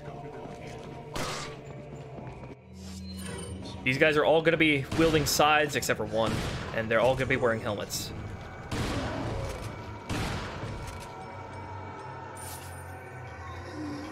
So, again, make sure Ashley is as far away from the action as possible, but not too close to, like, an exit to where, you know, you still have time to go and rescue her if she gets grabbed. And we're going to leave her in there for a little bit longer, because there are 3 more enemies in this room that we need to kill.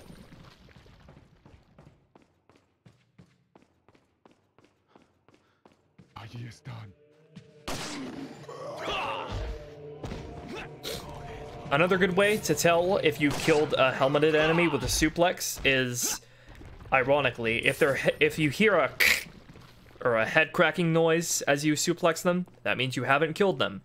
If you don't hear a sound, or if you just hear like you see that sound there, if you just hear like a muffled noise when you suplex them, that means you have killed them. Follow me. Anyway, this is also why I recommend going into this room before you have Ashley with you, because no Vistadors, remember? You don't want to take that risk. You don't want to have Ashley around with you while you're trying to deal with no Vistadors. That's really, really, really not a good idea. I get a hand grenade out because we run slightly faster, and we're going to be running quite a bit for the next couple of minutes.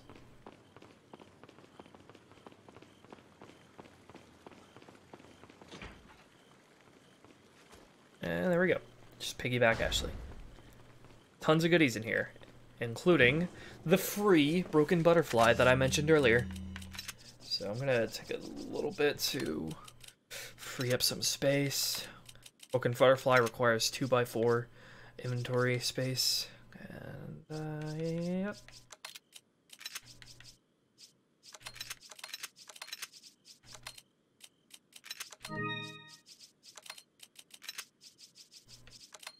So this is going to be our powerhouse gun, our boss weapon, essentially. Not counting the rocket launcher, but that's a one-time use.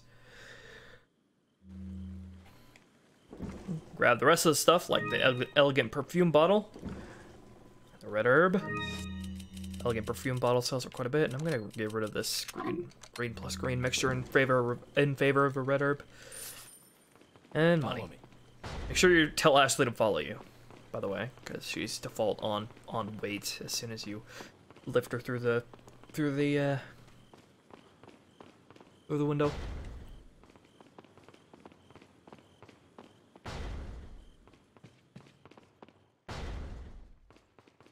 And just running back to where we were.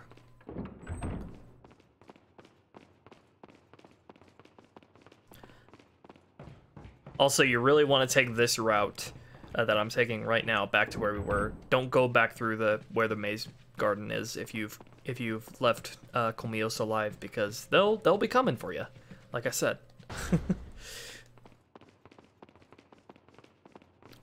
So, very interesting thing we're gonna do with the broken butterfly. We're gonna upgrade its firepower and reload speed as much as we can, but we're gonna leave the capacity alone for now. Do not upgrade the capacity of the broken butterfly until you've expended its clip.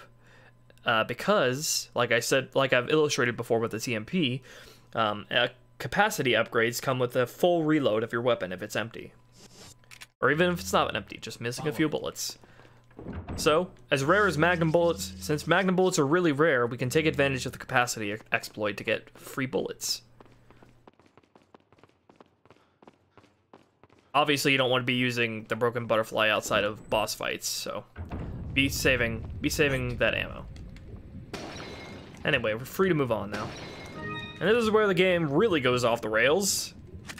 For some reason, there is like Wait. Salazar's castle is going to turn into Bowser's castle.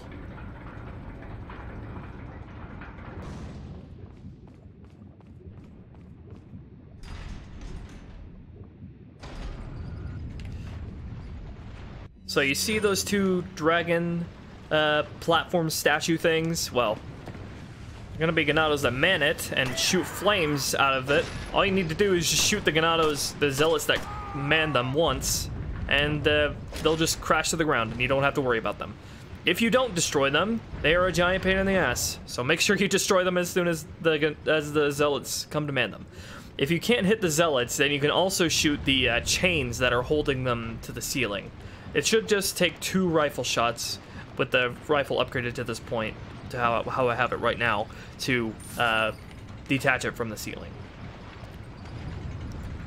So make sure you don't actually traverse this area without getting rid of them, because otherwise you're going to have a bad time. Anyway, some zealots going to be spawning out of the little doorway up there.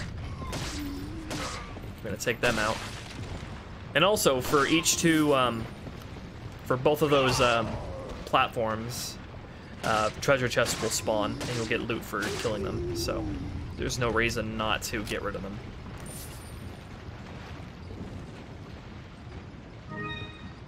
So there are going to be more that come out of that entrance. But we're going to go ahead and move forward. There's going to be one more that drops down. You can either skip the cutscene, get a head start, shoot the hooks that are holding it to the ceiling, or you can run to the left there, wait for it to spew fire, and then run to the right and shoot the guy straight out. So make sure, if you're shooting the guy out, to run to make him spew fire on either the left or right, and then when he starts spewing fire, run to the opposite side and you should have a good angle on the guy manning it.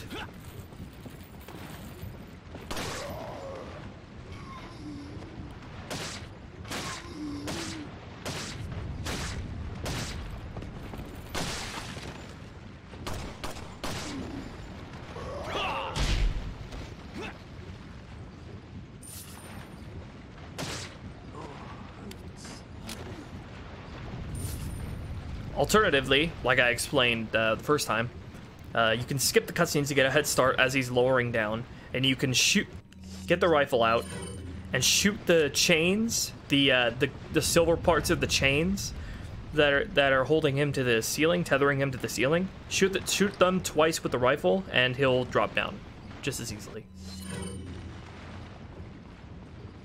Anyway, that's one you need to get rid of, so you can lower the stairs, or get the stairs up here from the lava. I don't know how it's not melted, and get the lion ornament.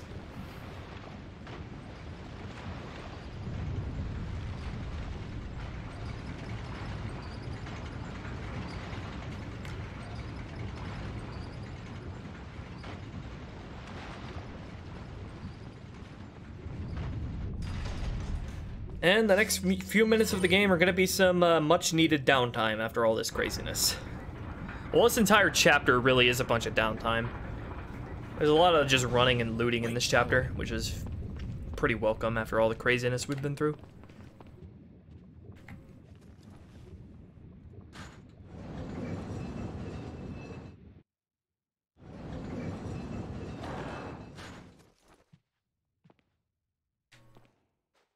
Wait. Just telling Ashley to wait again, because having her right by me while I'm knifing stuff makes me anxious. And the castle has looped back in on itself, and we're back here. Now we have all the ornaments that we need to get through here. Follow me.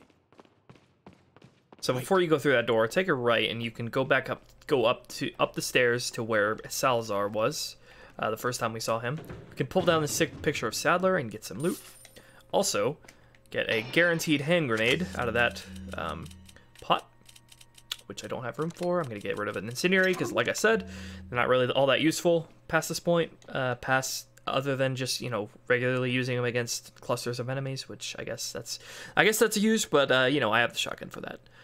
Anyway, if you still haven't gotten the second purple gem by this point, now's the time to do so.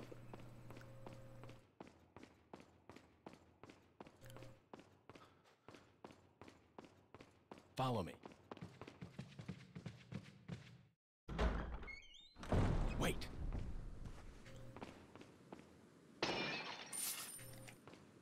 Pot on the left there, and a pot on the right here. Follow me.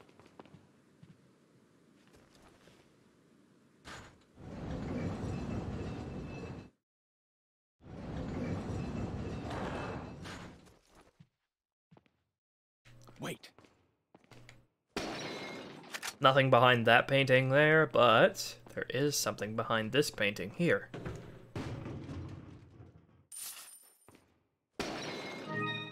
Follow me. This is probably one of my favorite parts of the game, just because of how, you know, how quiet everything is, and how there's so many items to collect and loot. And it's also a part of the game where you can tackle 2 objectives in any order you want. I'm going to be doing the harder one first. We need 2 grails to get out of this area. Follow me. But first, before we do that, actually, I come in here and loot the stuff that's in here first, because there's a merchant in here. Follow me. Welcome. And then now the second game of the target practice minigame. Every time you come across a new area with the target practice, a new game becomes available for it, and subsequently a new road to complete, and subsequently more money to get. So we're gonna be doing target practice again. Before that, though, gonna sell some stuff to the merchant. Thank you. We have a whole bunch of stuff. What are you buying? Got some stuff for the TMP and rifle. Nice. Thank you. Oh, you know what? I am not gonna do that, because I actually have some bullets left in the TMP.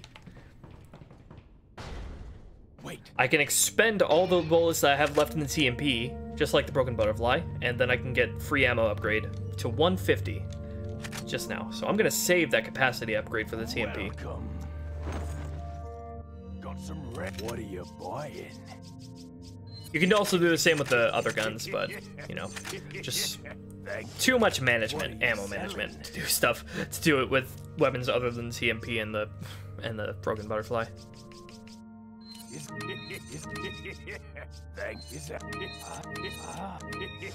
Alright, time for round 2 of target practice. Well, game 2. Each game has 2 rounds. Alright, again, going with the TMP. I think it's the best weapon for target practice. And we're going to select game type B, because B is going to give us the bottle caps for our second row. Again, go for heads, go for headshots. You're not going to be able to get enough points if you don't go for headshots.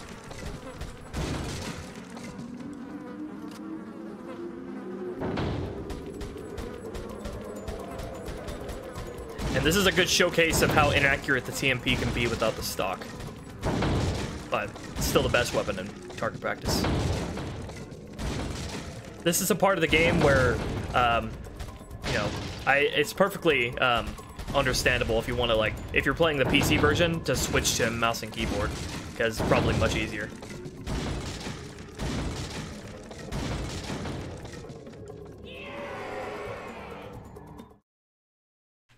Alright, we got 3 of them. Now we get, since we passed a certain point, margin of points, we get to do round 2 of game B. So here we're gonna get the last 3 bottle caps that we need. Interestingly enough, you don't actually need to do both rounds of a game to get 6 bottle caps. And you can actually probably exploit it to where you don't pass the certain. You get enough points each game to get the bottle caps you need, but you don't pass the amount of points you need to pass on to the second round. So you can exploit it in a way where you play the easier round twice, or however many times you need to get the amount of bottle caps you need. But, you know, that's a little too much work that I'm willing to put into. I'm just gonna do it the way it's intended.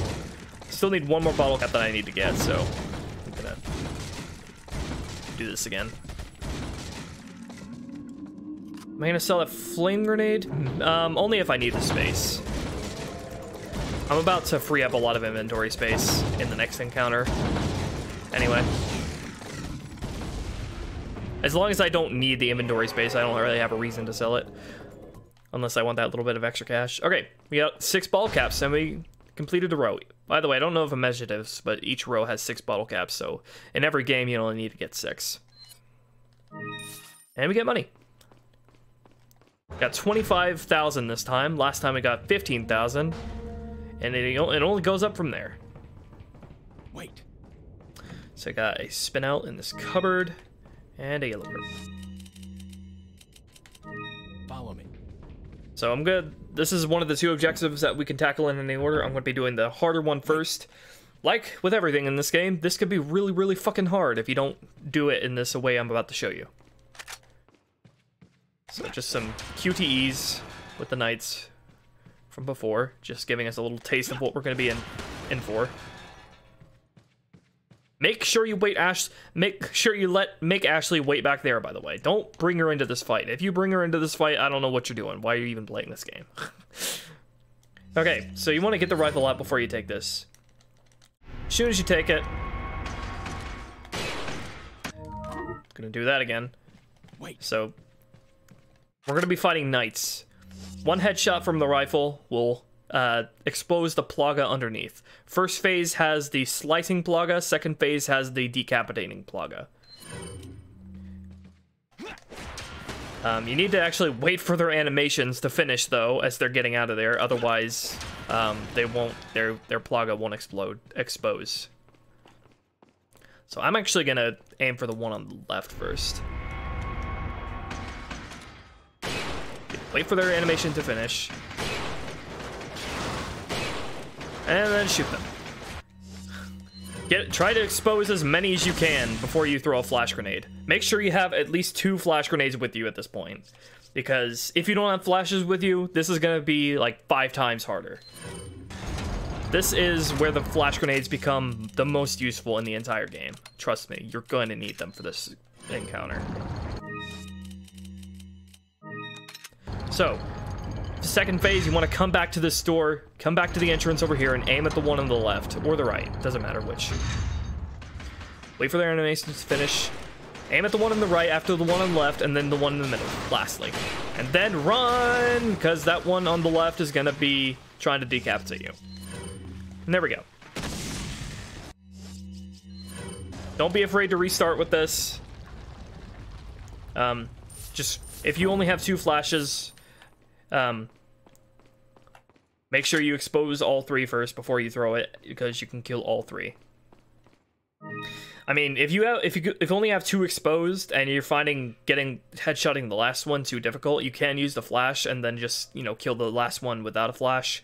But, you know, just doing things for efficiency's sake here. That can be a really hard fight to get through. Just make sure you save flashes for this part. Follow me.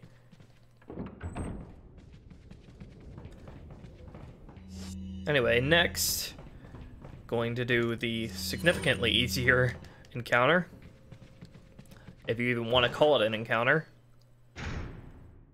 First thing we need to do is solve a simple little puzzle here. Follow me. Wait.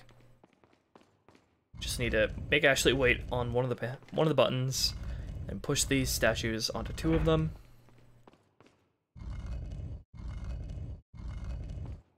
Classic Resident Evil puzzle here. And then stand on the last one ourselves. This next room is going to feature a ceiling that's going to try to crush us, but hilariously, you can shoot these red lights before we even enter the room, which is going to stop the ceiling from even lowering. Follow me. Nice trap. If you don't shoot those buttons before you enter the room, then you're going to have to shoot them while the ceiling is lowering on you. Obviously, that's not preferable. But there is handgun ammo in the corner there if you don't have any ammo for your handgun. But if you have been actually, you know, using the handgun as a weapon to chain into knife and kicks, then I don't know why you would have no handgun ammo at this point anyway. Anyway, as soon as we come through that doorway, there's gonna be another trap that spawns way in the back, super slow. All you need to do is shoot these guys once to kill them, and the door will open. And then just get Ashley out of there. Wait. After that, there's a whole bunch of stuff to get, to loot. Including rifle ammo there, if you need it to kill those guys.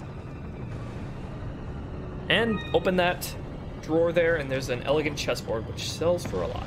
Wait.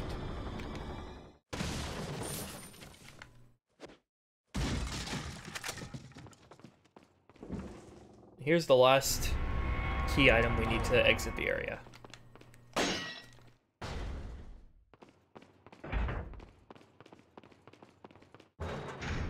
Wait.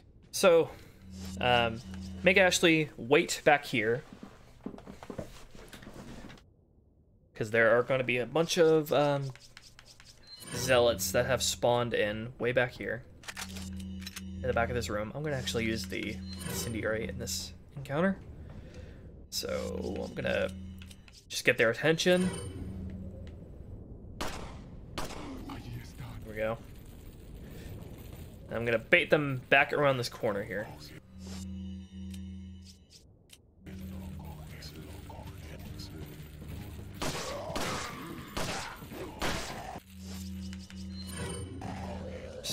And there we go.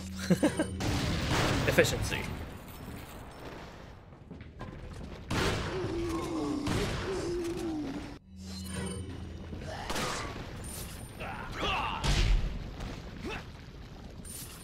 Obviously, there are other ways you could do that as well. You could just like stand back here and snipe them all. Or you could throw, if you have a surplus of hand grenades. Like you picked one up randomly from a Ganado or Zealot, you could throw a hand grenade at them. But interestingly enough, at this point in the game, I don't think most enemies most Zealots anyway, won't go down from one hand grenade. So their effectiveness wanes as the game goes on. But as you notice there, if you notice there, we picked up the last gem for the second elegant mask. So we're gonna put all those pieces into place. And we're going to sell those the next time we run into the merchant, which isn't going to be too long.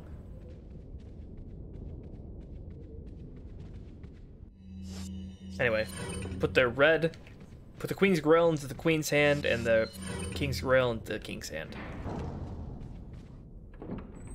And we're out of here. Wait. Just going to have Ashley way back here. There is a snake in this pot here. And an egg that I can't carry. Fine then. Fine by me. You don't actually have to have Ashley following you throughout this hallway.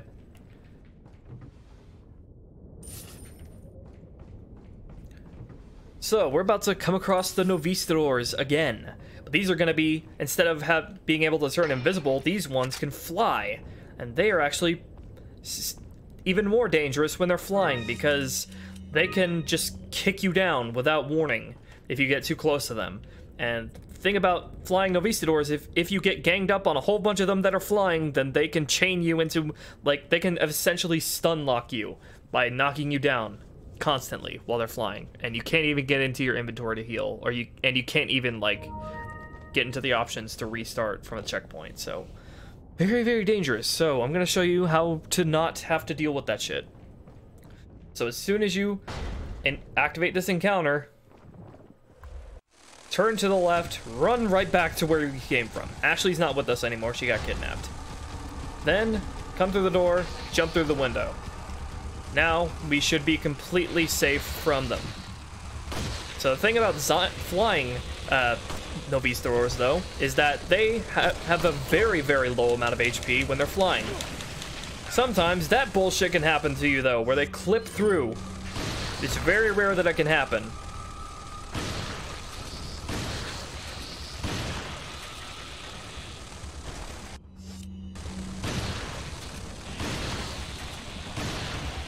on the whole, they can't get through the window here.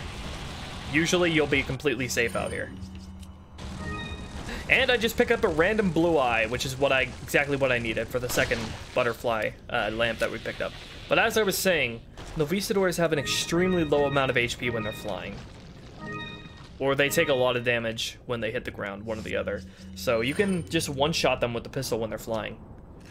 So if you're getting, you know, ganged up on by a bunch of flying Novistadors, and you're a good distance away, then you really need to just take pop shots at them really quick, and you'll be able to take them out really quickly. So climb up the ladder that's outside the window there, and you'll be able to find the second butterfly lamp, which is hanging out here. Now you see that big ass hive of theirs?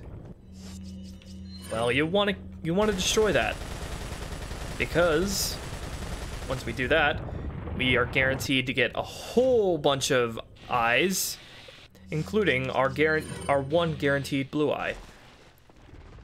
And since we got one extra blue eye, randomly dropped blue eye, we can sell both butterfly lamps immediately. There's the guaranteed blue eye right there. But don't worry if you didn't get a blue eye in this encounter, because there is one more encounter left with the Novistadors. Alright, so both butterfly lamps are completely fitted with treasures, so we can sell them both. And we don't need to worry about finding another blue eye. So that's part of the reasons why I wanted to not upgrade the TMP's capacity, because it could be used to destroy their hive, and because we're going to get free ammo from the capacity upgrade later, we won't have wasted any of our ammo. Also, we can use using the TMP to shoot this down. Obviously, it's ideal to kill all the Novistadors first before you lower the bridge and shoot off those things, because it's going to be quite stressful if you try to do that with all the Novistadors still harassing you.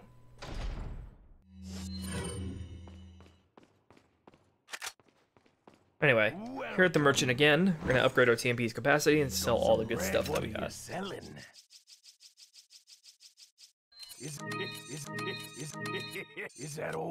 Look at our peseta count go up. It's beautiful. What are you buying? Ooh, and we get the firing and reload speed upgrade for our blacktail now. Now it is an absolute beast. Upgrade the firepower for the broken butterfly. Not capacity yet, though. We're gonna use the broken butterfly soon, don't worry. Hi, Blake, thanks. Thank you. What are you buying? Anything else? Yep, TMP. Alright, now we got free ammo for our TMP, and we haven't had to waste any bullets. I'm back any time.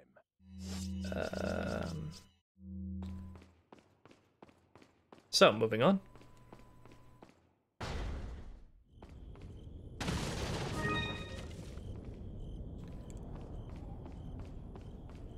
So, as soon as you exit the cutscene here, you just want to make a straight line right across the bridge, because if you watch the cutscene, there are catapulters that spawn on the other side of the ravine. So you want to come around to this corner here and snipe them from here. You can do it once you go up the stairs instead,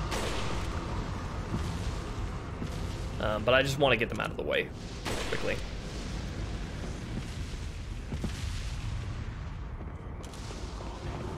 Just be careful.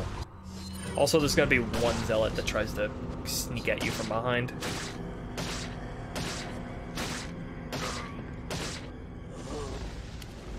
And look at that beautiful reload speed on the Blacktail. It's the fastest one out of any pistol.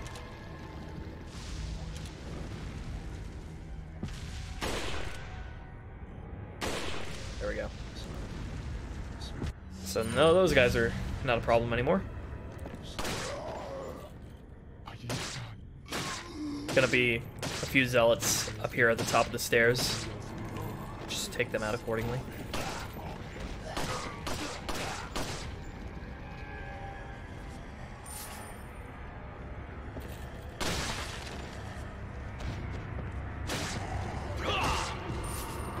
This guy over here isn't even paying attention.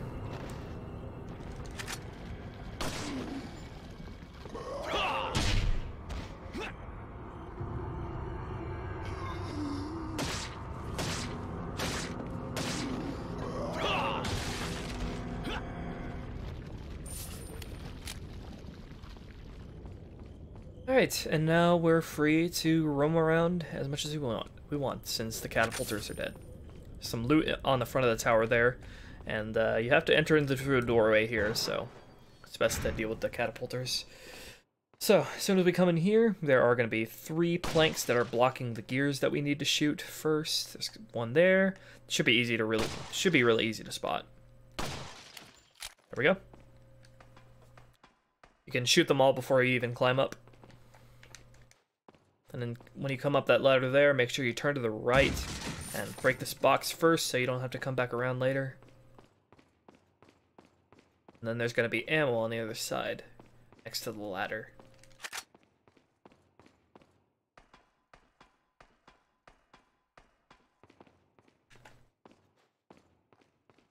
I only knew you could shoot one of the guys, the first guy that was going around. I didn't know you could actually shoot both of them, 5-star jellyfish. That is interesting. I didn't even see the second... I never even saw the second guy patrolling around when you first come out of the area there. Alright, anyway, there's gonna be... when you start the clock tower and come back, go back, there's gonna be crossbowmen that spawn, so just be mindful of your position.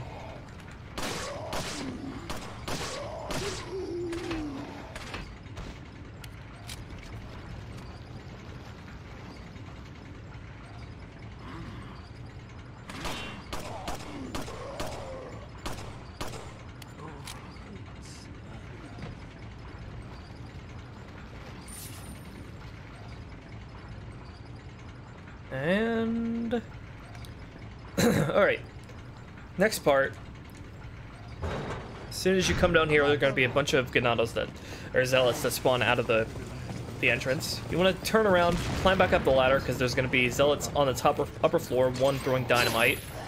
And you can turn around fast enough to shoot that guy before he maces you, but this guy's gonna keep throwing dynamite, or he will. Sometimes he gets stuck. And he will just keep throwing dynamite down there and killing all the guys that are trying to climb up the ladder.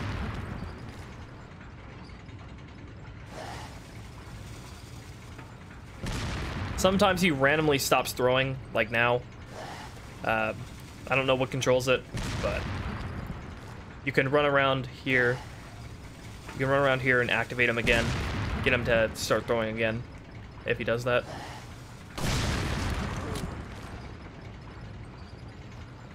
I am going to heal, actually, because I'm going to need some health for the next couple of parts.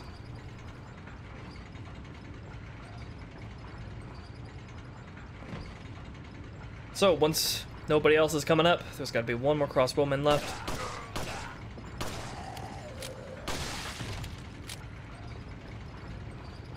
And we're free to just move on. And random magnum bullet drop. Very nice. Guaranteed hand grenade there.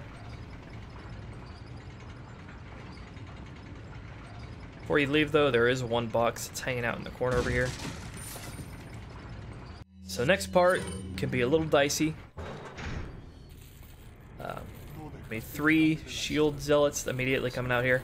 Make sure you don't go too far across the bridge, because that'll trigger the next phase. Make sure you kill these guys first. Gonna try to bunch all these guys together.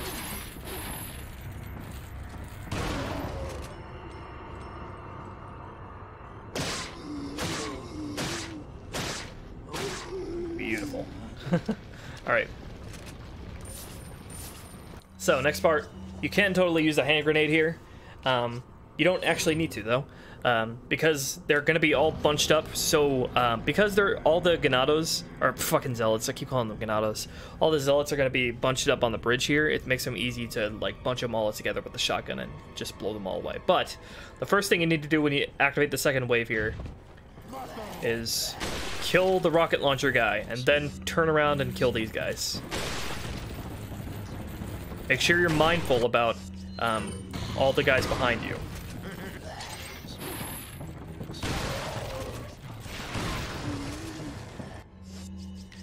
I am gonna throw a hand grenade here because these 3 guys behind me are giving me a little bit of pause.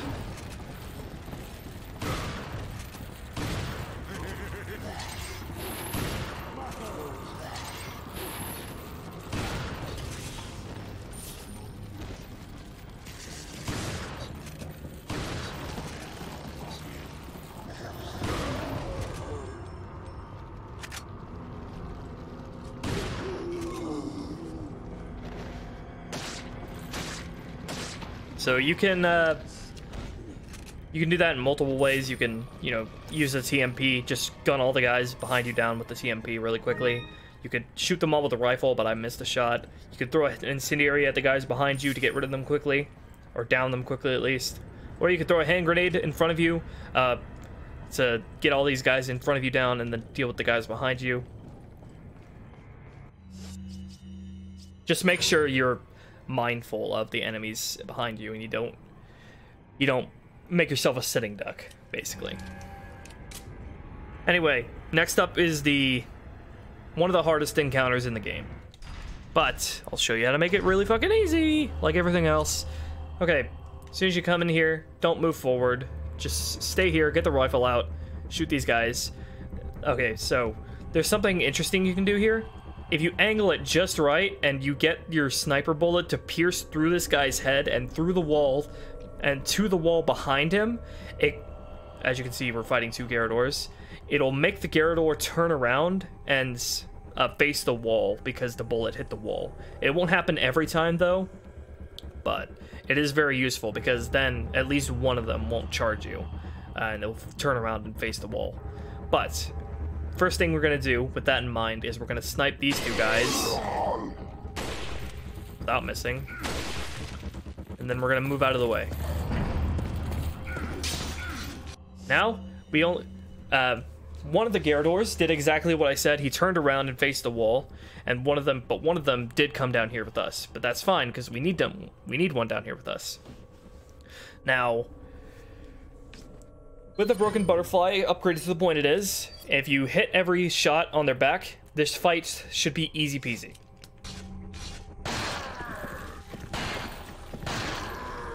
Just 2 shots from the fully upgraded broken butterfly to this point will be enough to kill the armored one, which I think has more HP. We're just gonna shoot this guy to get him to come down here, or we can shoot the bell to, you know, keep him away from us, but also so he can expose his backside. Won't quite work as well if they're both down here with you. And I'm gonna actually not do that because the broken butterfly doesn't have the best aim. I'm gonna shoot him to get him to come down here and then walk out of the way, out of the area where we shot him from, because he's gonna charge that area. Oh, I didn't hit the parasite, but if you do shoot them with the broken butterfly, they will stagger. And there we go. So I think again, the most important thing about that boss fight is, one, you know, just keep in mind, you know, how to fight Garradors in general. Walk, don't run, and they're constantly giving you angles on their back, so just time it correctly.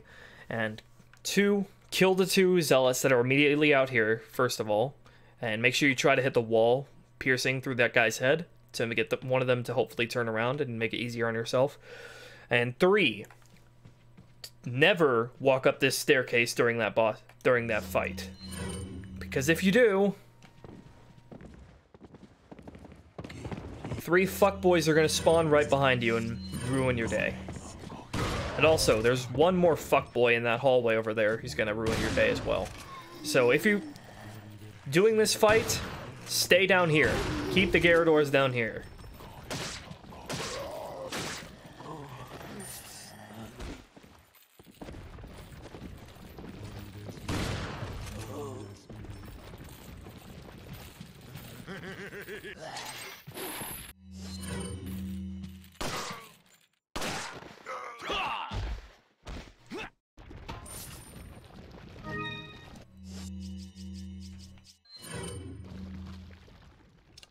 So unfortunately, you're not going to be able to get them to separate as easily as I did it just now.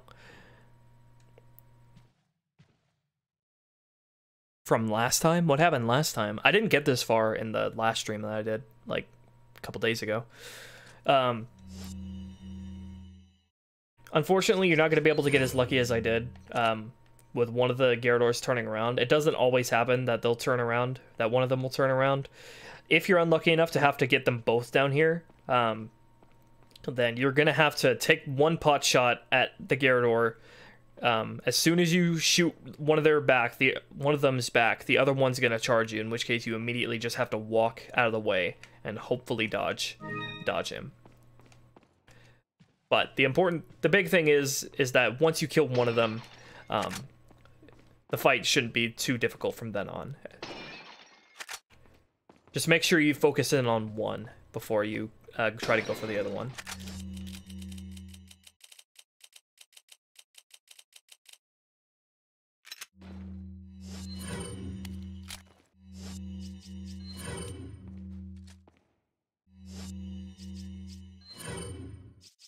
I'm gonna delete this.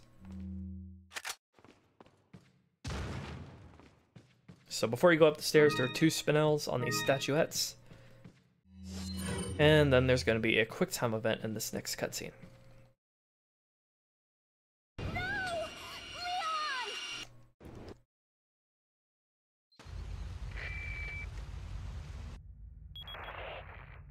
So maybe you have 9 lives, but it does. I don't remember that stent.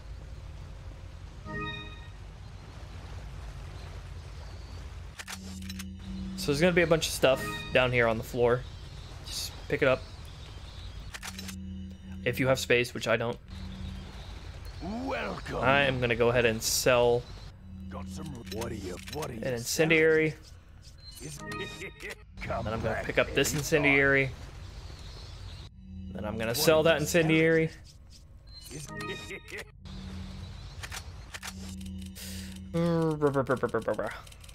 Inventory problems. Let me pick up this yellow herb and use it.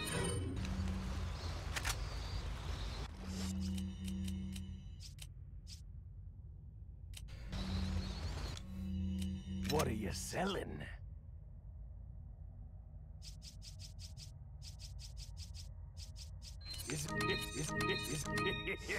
What are you buying?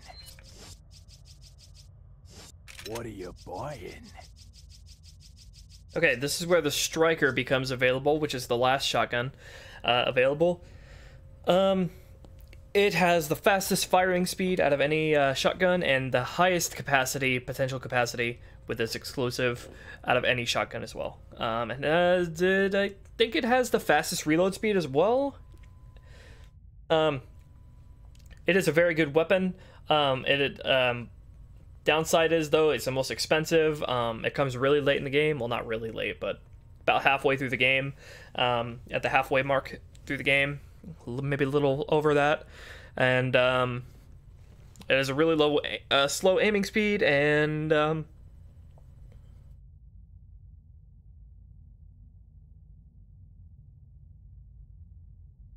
you have to basically be point blank for it to, hit the enemies.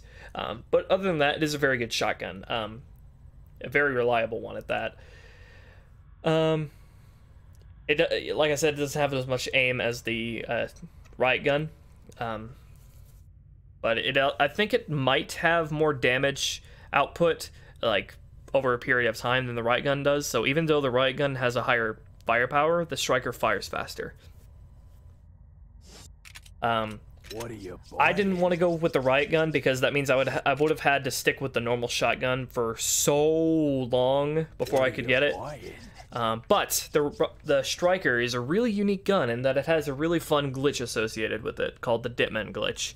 So it's a really easy glitch to activate too. So all you have to do is just as soon as you press the aim button, then almost immediately afterwards press the inventory button and then switch to like a grenade or another weapon, and your animations will have sped up to a ridiculous degree. And so you'll be able to perform actions much quicker. You'll run faster, you'll knife faster, you'll shoot faster, you'll go up certain ladders faster, perform certain animations faster. Getting hit, opening doors, going up certain ladders, and staggering can cancel out the Ditman glitch, though.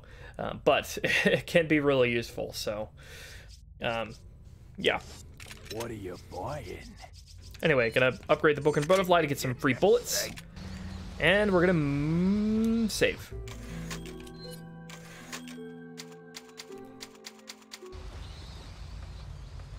So now we're coming to a really hard boss fight now.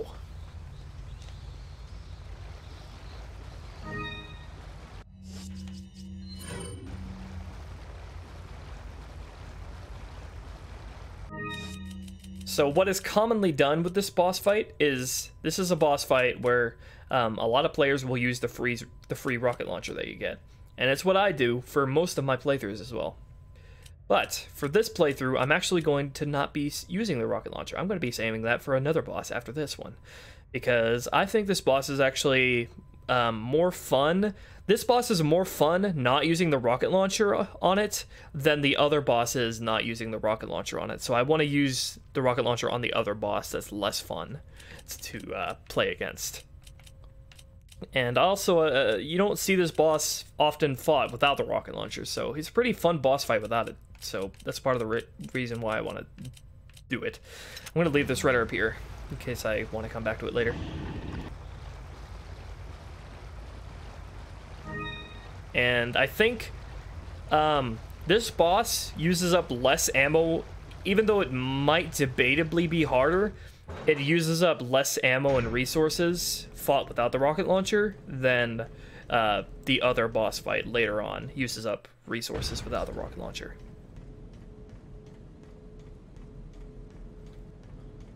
So we're just gonna run to the end of the hallway back here because we need to activate a circuit breaker. And there's just be ready to do some quick time events here.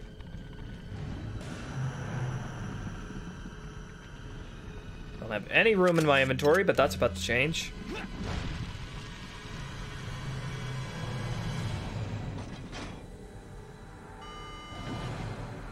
So we're gonna run back. There's a green herb I can't grab. Okay, as soon as you hit this, you just run right back. Run past this guy. And then right to this nitrogen capsule here.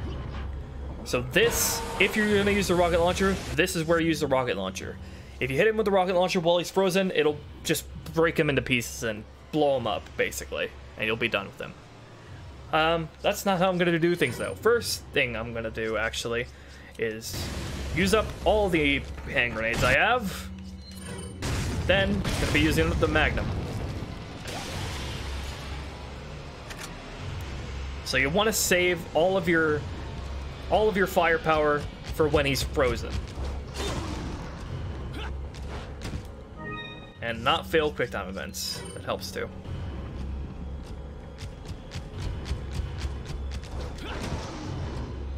Shuttle will open eventually, like now, and I'm gonna redo that actually. I'm gonna probably be restarting a couple of times here. This is if you're gonna fight this boss fight normally, this is probably one you're gonna wanna, you know, try to optimize by restarting a couple of times. Otherwise, unless you're cool with using up tons of healing items.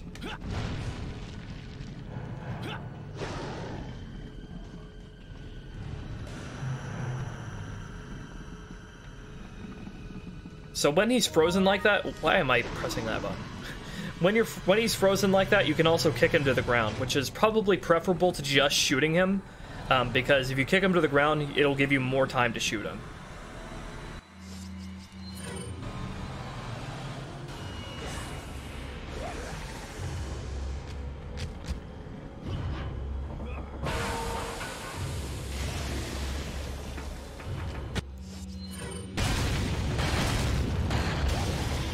Missed that one broken butterfly shot. So when he breaks out of being frozen like that, just sort of kite him around this area here. Sometimes he'll jump into the ceiling like that, and he'll jump into the ceiling, and you'll have to do a bunch of quick time events. So just run around this circular area here, and then you should be good to just run out when the shutter opens. When he's running at you like that, be ready to do quick time events, obviously. And then before you knock this over, make sure he's actually following you, because if he's jumped into the ceiling, then that can be kind of annoying. Again, kicking him down to get a little bit more time to shoot him like that. And now, just gonna there are 4 nitrogen capsules in this entire area. You want to hit all 4 of them and make the most use out of them. Because when you're shooting him when he's frozen, there's a your damage is multiplied. Again, if he's jumped to the ceiling like that, you don't want to hit the nitrogen capsule. You don't want to wait until he's actually dropped back down.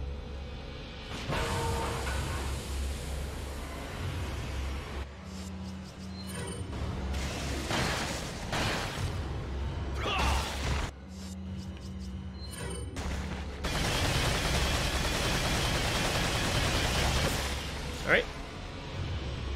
So, first, what I like to do is first I like to use up all the magnum clip, and then I default to the TMP for him. You're not going to be able to kill him. You're probably not going to be able to kill him even with all 4 nitrogen capsules, but just a little bit more firepower after you've used up all of them will be enough to kill him.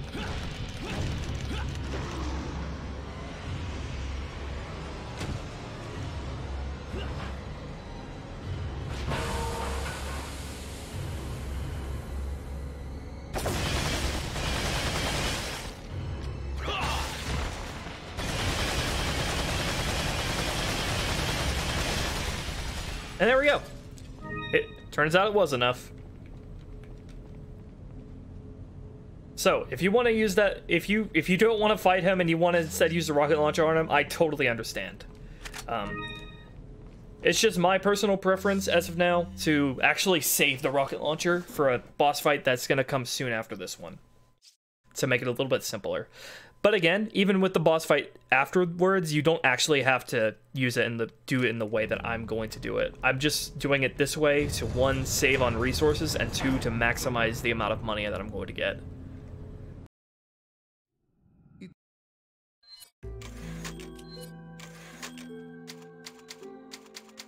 Don't know if I actually got the TMP ammo that was in the room with the 3rd nitrogen capsule. I can actually go back up. I'm gonna go check, just to make sure I didn't miss any of that TMP ammo.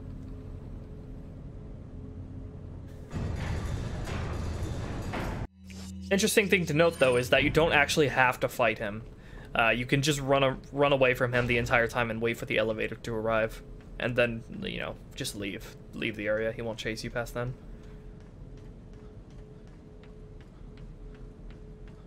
There is an exploit that you can do. Yeah, I got the TMP ammo that was in the corner. There's an exploit you can do where he'll get stuck on the door, and then you can repeatedly kick down the door to knock him down, and then you can kill him that way. But I don't really know how to do it.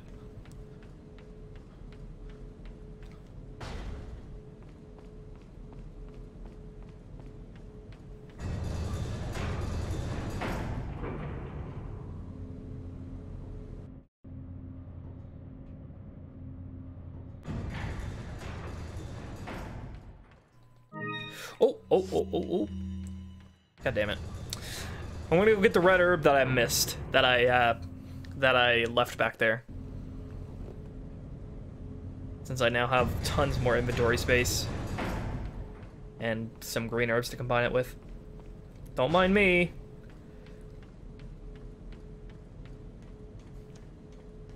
This is a part of the game where the Ditman glitch would come in really handy, because it would cut down on the amount of running I have to do. Alright, never mind. I can't even go back through that door. Never mind. I didn't actually know that. He damaged the door too much to actually go back through.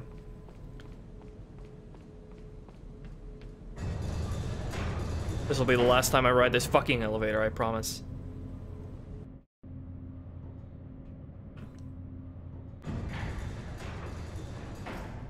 Anyway, we got another shooting gallery and merchant here. We got another shooting gallery where we can, with another game where we can get some more bottle caps and some more money. Welcome. Got some. What are you selling?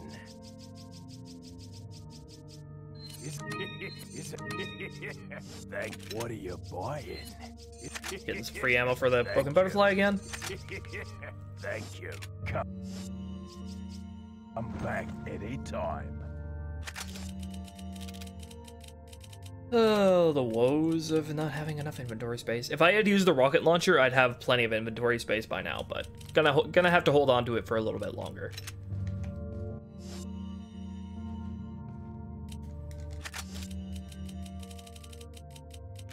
You can place handgun ammo, a box of handgun ammo on top of an incomplete box of handgun ammo to combine it, and then if there's any remaining that the max can't hold, then it'll get switched out.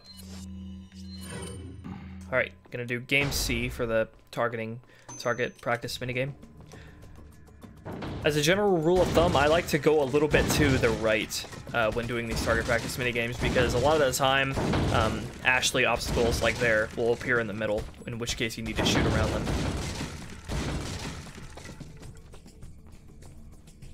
But you will need to be switching up your position when doing the target practice minigame in general.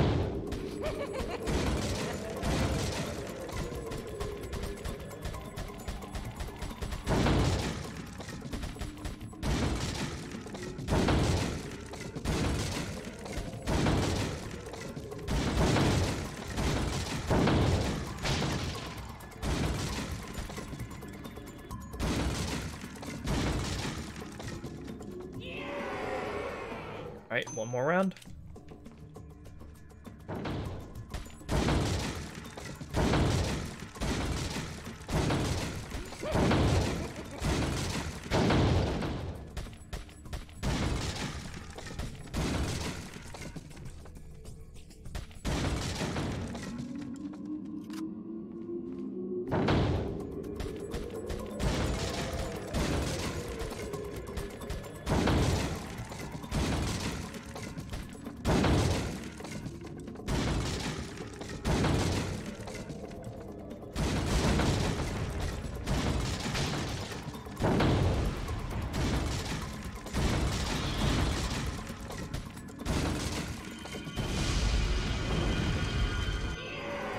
Alright, there we go, 6 bottle caps. Like I said, you don't need to get you don't need to get the high score. You just need to get enough points to get 3 bottle caps or however many you need per round to complete a row. Alright, so now we're going to be reintroduced to the Ganados from the village.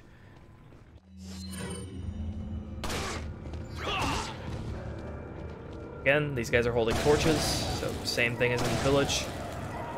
Just shoot them when they're about to blow their torches at you, and they'll light themselves on fire.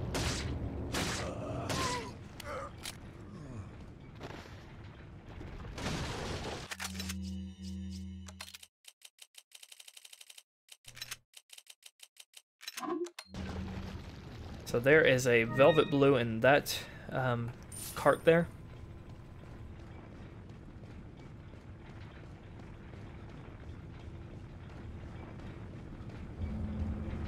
So next up, you want to get all these guys' attention, so they'll all come up and try to climb the ladder. Not counting them trying to throw at me. I don't even know if this guy's gonna jump down. No, he's not gonna drop down.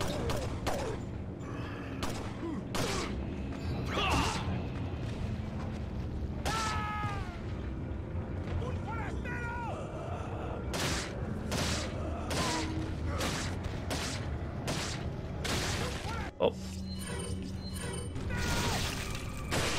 And with the Ganados, the slicing Plaga return as well. So there are going to be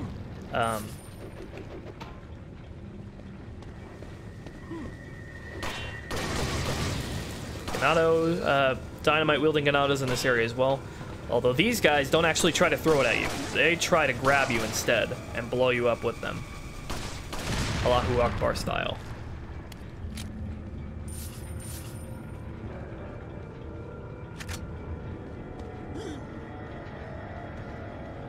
So there's a boulder blocking the way here, and we need to get the dynamite that's in that cart there to, the velvet blue in that cart.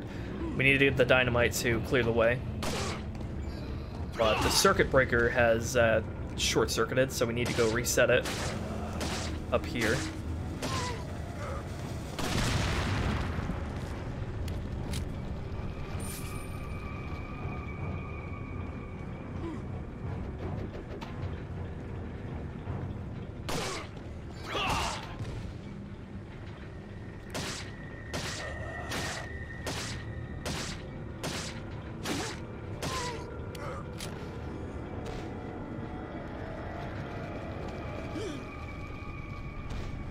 Ganados are gonna keep spawning from that hole in the ceiling.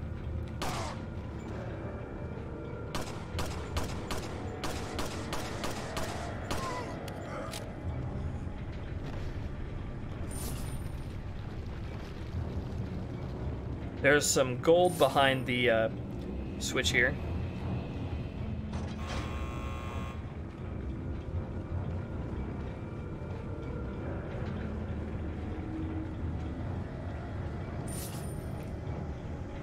And Dr. Salvador has returned.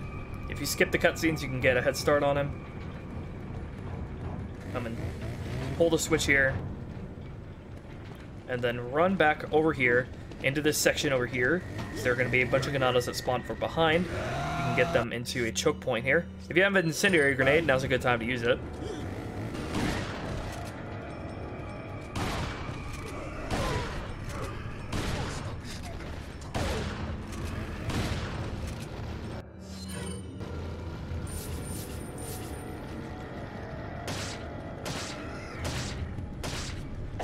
You can also, another way you could do this is you could climb right back up the ladder that they're dropping down from. And you can just drop them all. You can just knock them all down as they climb up. Though you're probably going to have to put a bit more firepower into Dr. Salvador to get him to drop down. Anyway, we're going to put the dynamite onto the boulder here.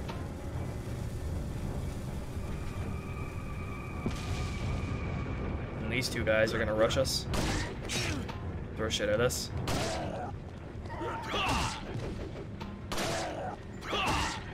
And that guy goes down into the depths of hell.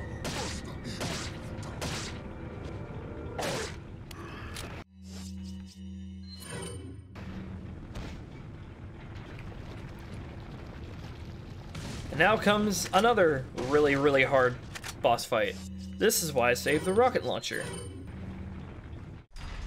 Because this boss fight, the way I fight it, trying to get all the money, maximum loot, is really, really annoying and eats up a lot of ammo. So, I'd say the best way to do this is we're about to fight two El Gigantes. So, if you want to get both of them and both of their money, save the rocket launcher for this fight.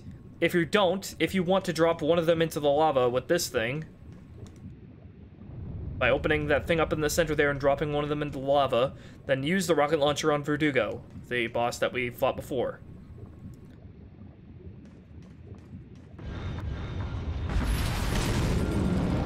And there we go, that's immediately one problem solved, 1 out of 2. Now it is 100% possible to kill both of them with one rocket launcher shot. However, it is extremely, ridiculously precise to do so.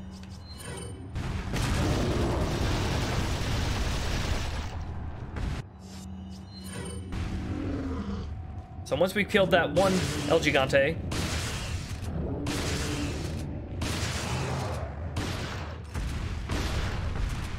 we're gonna kill the other one using the same tactics we have been using this whole time against the Elegantes. By not actually knifing them, but instead just shooting them. By shooting the Plaga with the fully upgraded riot gun to this point. You can climb up there and swing across the zip line to get some distance from them and plenty of time to shoot at them. And also open up an opportunity to drop them down into the lava if you were planning on doing that. And then one more shot from the riot gun should be enough to kill the Plaga. Or 2. Or 3. Or not. Alright, I'm gonna redo that. Once again, this is another boss fight that you really want to take advantage of redoing, because if it takes more than 3 staggers or downs from one of the Gigantes to kill, then I don't want to deal with that. Alternatively, instead of just using the riot gun, you can use the broken butterfly on their Plaga, but it's much harder to hit their Plaga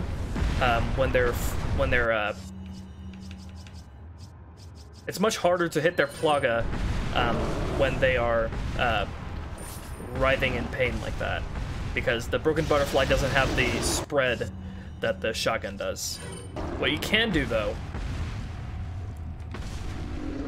is you can shoot their Plaga twice with the broken butterfly and then switch to the shotgun and then try to shoot their Plaga as they're writhing around like that.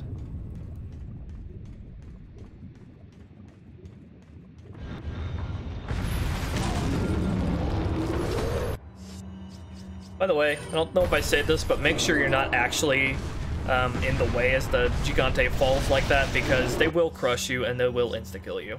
You'll get a quick time event to dodge it, though, if you are in their path.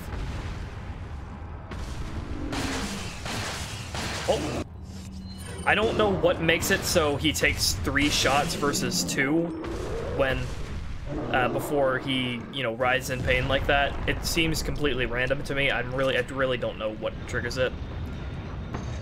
Maybe it's if you shoot fast enough before he completely hits the ground and, you know, enters his loop where he's on the ground and where he's giving you time to climb up and shoot at his Plaga. Maybe if you shoot fast enough, you know. But anyway, I only want it to take 1 or 2 cycles. I don't want it to take 3 cycles because then I need to waste more ammo getting him to kneel down again. So, once again, if you want to fight both El Gigantes and want both of their monies and you don't want to drop one of them into the lava, save the rocket launcher for one of them and it'll make the fight much easier. And also, you'll get a bunch of splash damage on the second Gigante, making it so you can save even more resources that way. But if you're planning on dropping one of them in the lava and you don't care about getting the other one's money, then use the rocket launcher on Verdugo.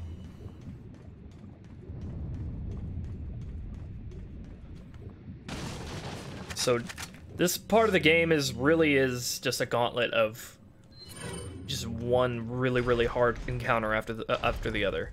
This next encounter has a bunch of is the last encounter with Novistadors, and the game just throws so many flying variants of them at you. So what we're gonna do, we're gonna shoot once to get their attention, and we're gonna wait for them to hover above the ground and then shoot them down. And like I said, their fall damage will kill them pretty much instantly if you shoot them with a pistol. I want to get them over the ground and not over the ravine so I can actually collect their loot. So that's going to be the first wave of them, if you want to call it that. More are going to spawn as you come up here. Make sure you pay attention to the sounds they make. You know, the sounds they make when they're flying should be pretty recognizable, and the sounds of their pitter-patters on the ground.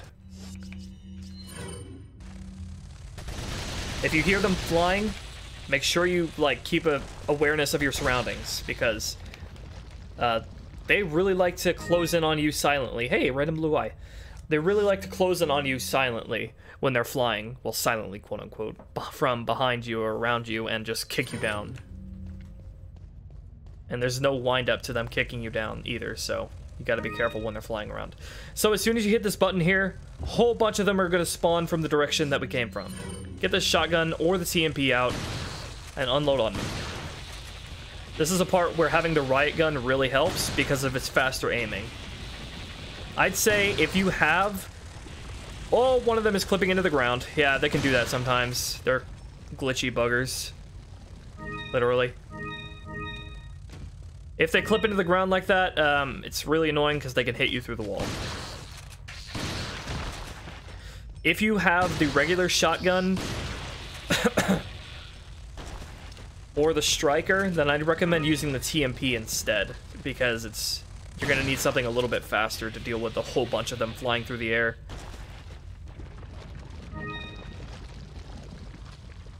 So wait until they're all dead before you come out. Then there are going to be a couple more that are floating around over this little bridge here.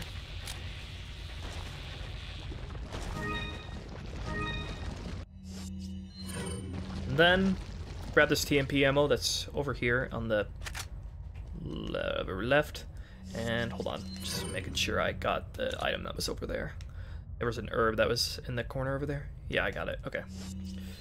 So when you come up this ramp here, a whole bunch of them are going to spawn out of this cave. Get ready to aim and just fire at them. Take advantage of the shotgun spread to shoot as many of them out of the air as you can.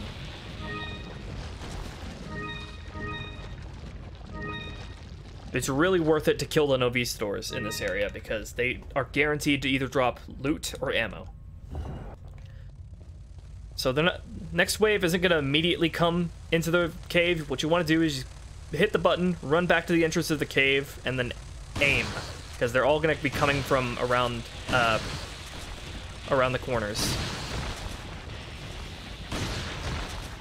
You really, really want to make sure none of them get behind you. Because getting surrounded by Novistadors is just instant death. Because they will just stun lock you to death.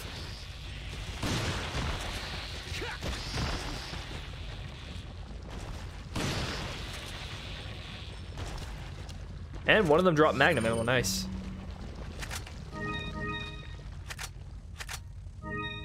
So should be a few more. Yeah, they're all over there.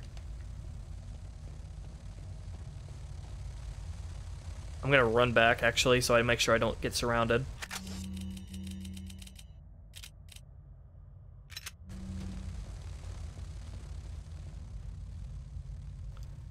I don't know what these guys are doing.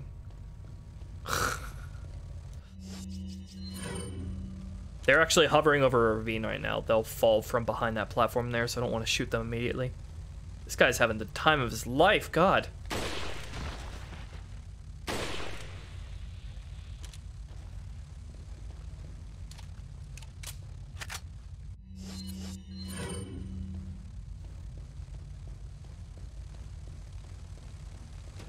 Alright, come on. There we go.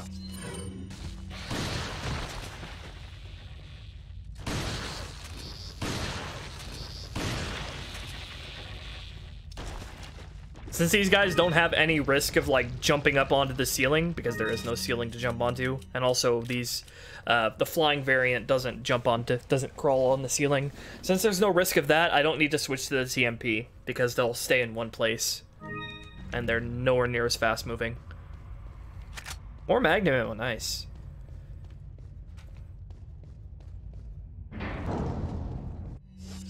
Okay, next up. So make sure you don't get crushed.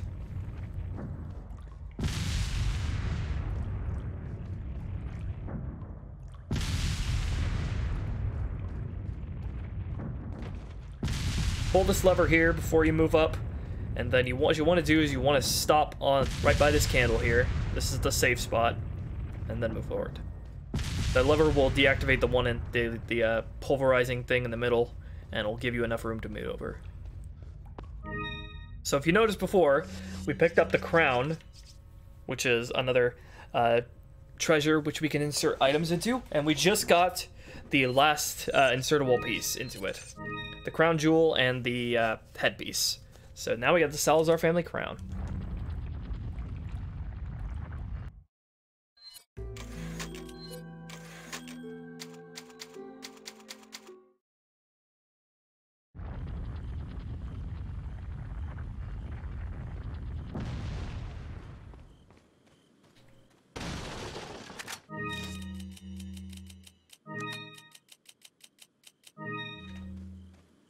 Welcome.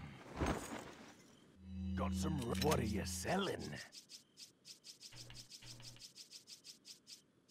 Now we can just sell all the stuff we have. All the loot we have. What are you buying? Is that all? Is that all? Thank you. Thank you. And hold on. I'm gonna use some. I'm gonna wait until I get that capacity upgrade for the TMP.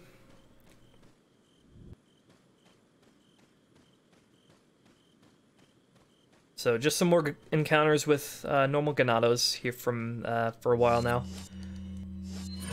But there is a bird's nest that is very well camouflaged here against the building with a spinel in it.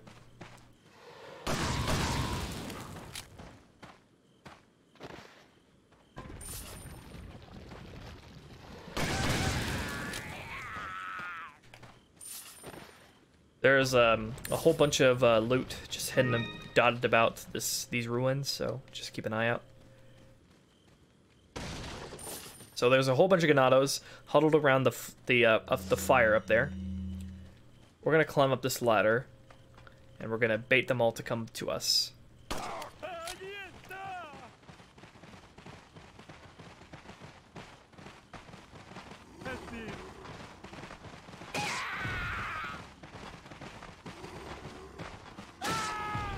You can throw a grenade if you want to, but you really don't need to.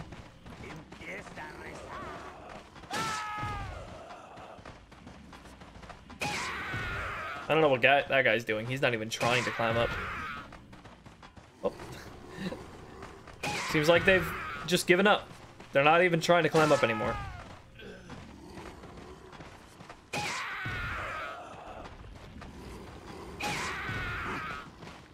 Don't you dare. Oh, they're all waiting their turn. I see what's going on.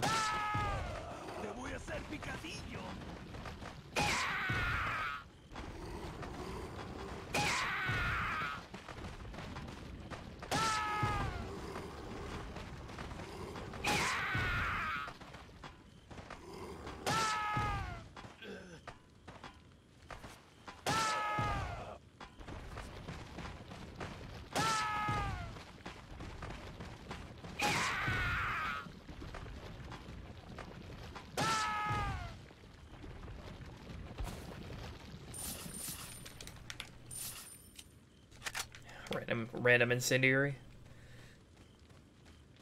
So there should be something in this little well here. Also, there's a barrel at the top of this ladder here.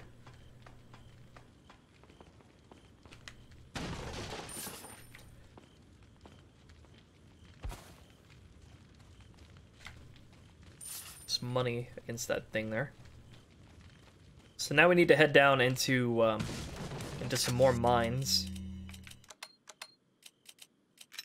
I'm actually gonna save that flash grenade there for the next time I come back out here.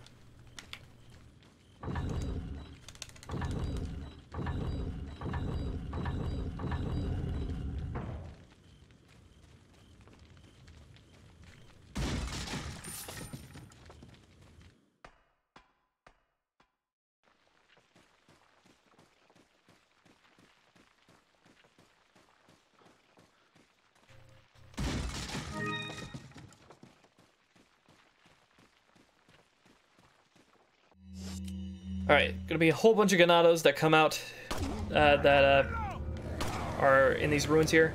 You can hear a chainsaw guy, but he's up there, and he's not gonna be able to get down to us because he's really dumb. So don't worry about him.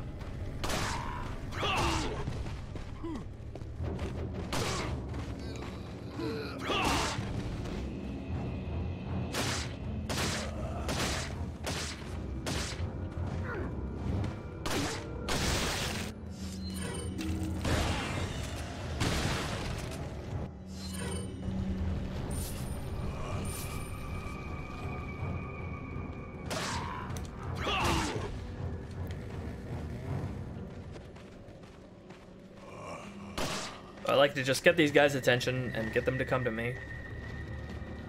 I don't like to fight down there in the ruins because there are bear traps littered around down there.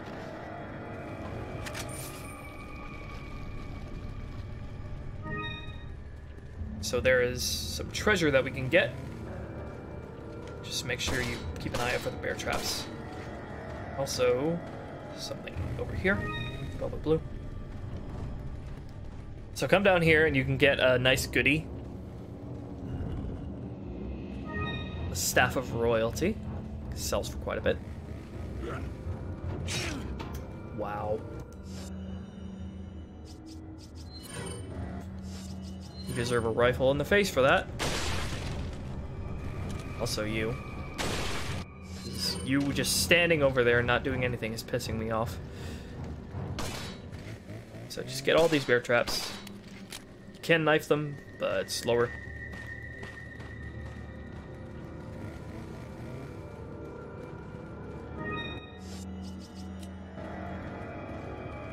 Okay, so that guy is a new variant of chainsaw guy. I like to call him Susie, because Dr. Salvador is Sally, as I like to call him. So before we deal with that guy, we're gonna open the door down here. There's gonna be the proper Dr. Salvador down here. Gonna shoot him to get his attention, then we're gonna back out. Do not go in there, because if you go in there, a whole bunch of Ganados will spawn out here. What we want to do is we want to bring Dr. Salvador out here, deal with him first before we deal with that guy.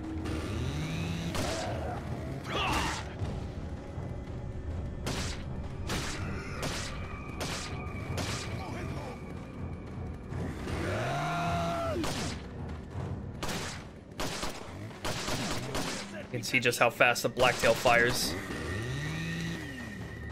If I reloaded there by accident, I would have been killed.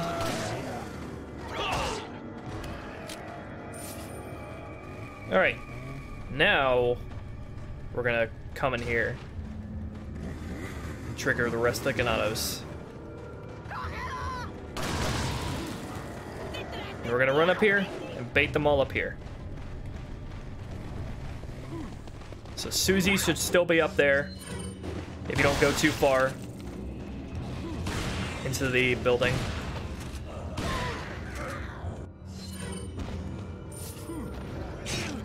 Wow. Fucker. I'm gonna find a yellow herb in a second, so I'm gonna wait on healing. Okay, now we can deal with Susie. Actually, not really. There's gonna be even more Ganados that spawn later on, but we can deal with them then. We can deal with them then.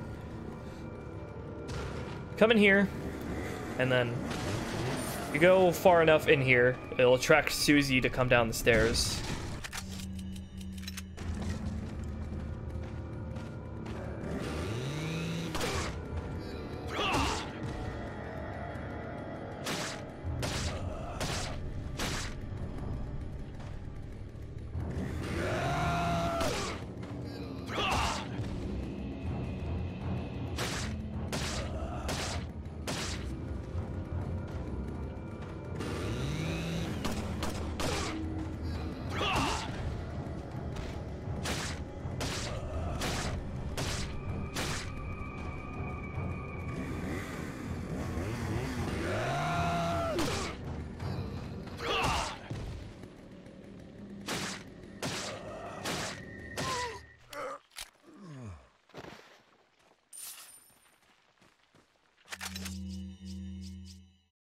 I really want this hand grenade. We will get rid of a flash, because incendiaries can be a little handy in the next part. Incendiaries and flashes. Anyway, we need to come up here to get the key to the mine. And once we come up here, more Ganados will spawn down below. So there's the yellow herb that I was talking about.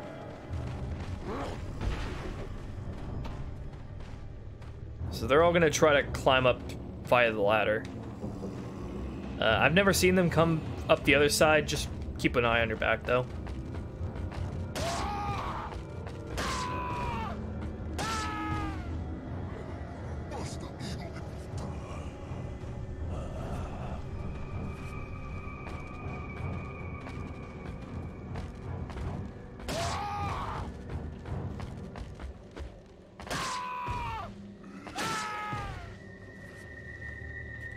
I'm gonna go ahead and drop down.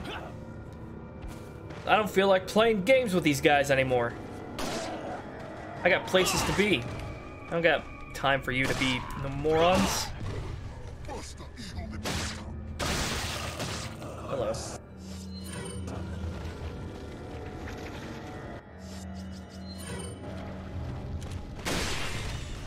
There's an example of how good the sniper rifle can be with its piercing. Also, that guy tried to grab me, but his head was blown off. Beautiful. Okay, now we can leave this area. Continue on to the next encounter. Oh, wait. I forgot a box that I can break that's over here by the entrance.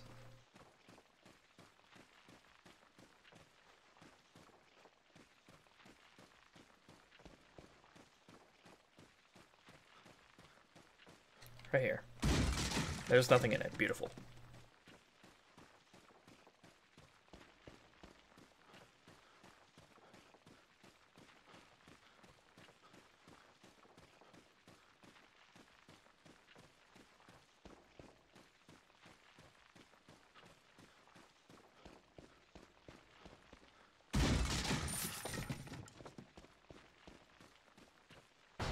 So, we're gonna come across another one of these lowering ceilings.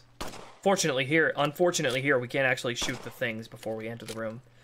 But we're gonna have to deal with 2 facehugger plagas while the ceiling is lowering to us. You can throw a flash grenade, but all you have to really do is just...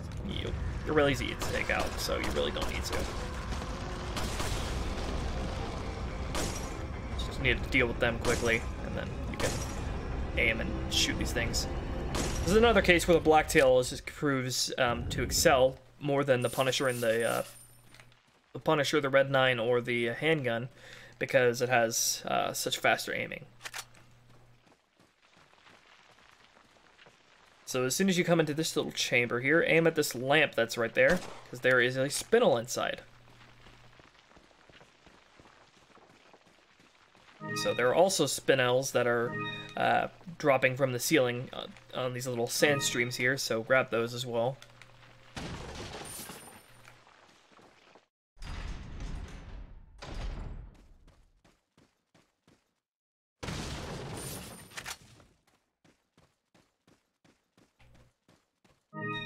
And now we're gonna go on a little minecart ride.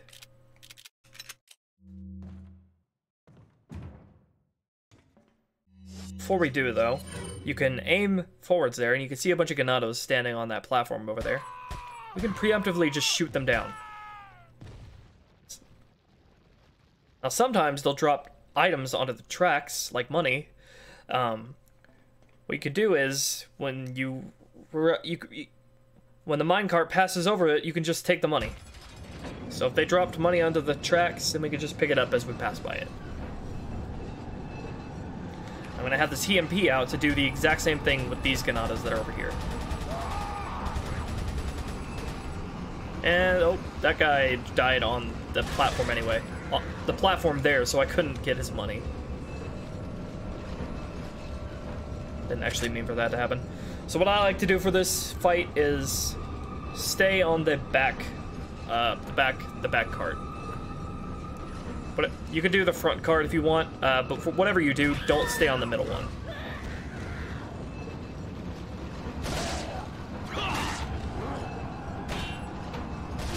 So I'm gonna get the capacity upgrade for the TMP after this fight, so I'm gonna try to expend its clip.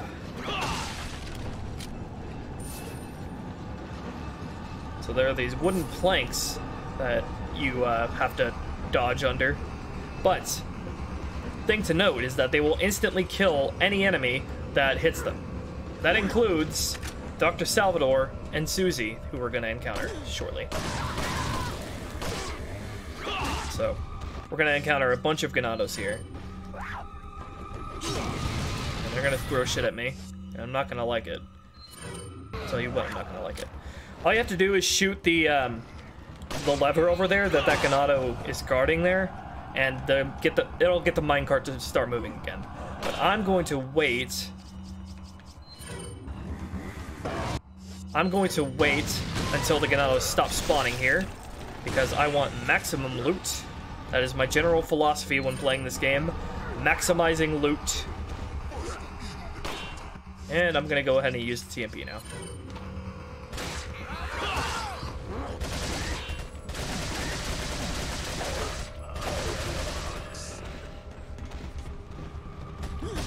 I'm gonna get all these guys' money. Loot. Before it disappears. There's also shotgun shells on the side there. Be sure to grab those before you get moving again. Be very careful of plaga in this section, because you're confined to such an enclosed area. Want to make sure you keep the shotgun and flash grenades handy for them. I'd say if there's more than one plaga, or if there's one plaga in your minecart, then you're probably justified in using a flash grenade to instantly kill them. Anyway, we're gonna get moving again.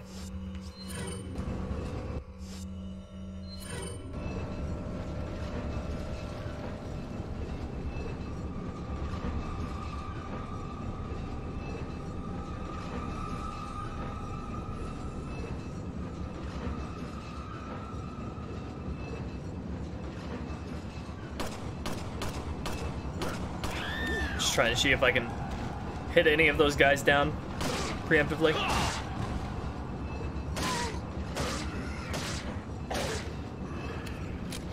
Another one of these things. Alright, so come across Susie here. What I'm gonna do is I'm gonna kill all the other Ganados as fast as I can. And then I'm gonna just gonna, you know, dodge Susie here.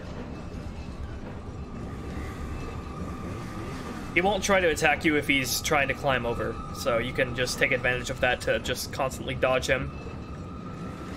So the reason I'm not shooting at him is because of this little thing here.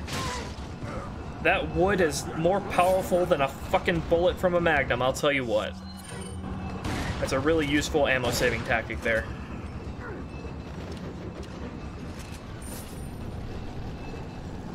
And then, wow, nice hit, bro. Oh, nice head decapitation there. Anyway, I would love to get that money over there, but I can't. It won't let me jump over. That money is forever going to taunt me. Just be ready to jump out of the minecart there and mash X.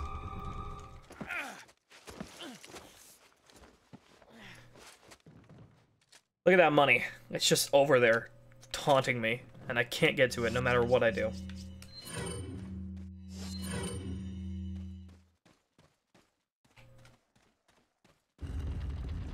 So, I don't know why, but for some reason, you come over to this corner over here in this room, and there's just, like, a whole bunch of money.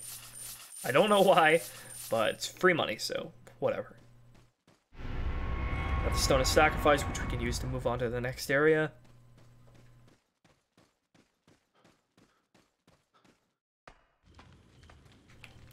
Now I'm gonna come over here and grab this flash grenade that I missed. That I left there.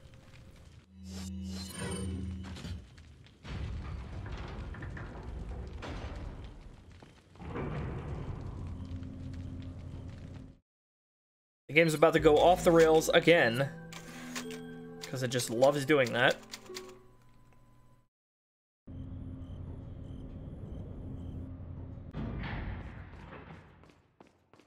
It's hanging him over here by the typewriter.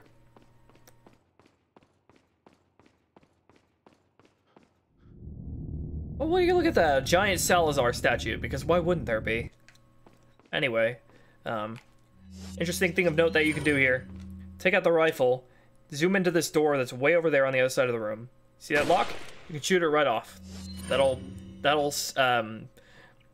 save us a little bit of trouble later on.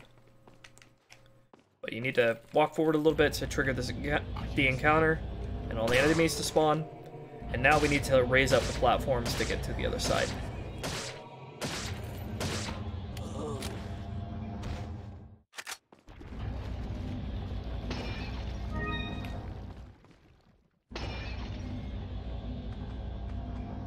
None of the other enemies are aggroed for some reason.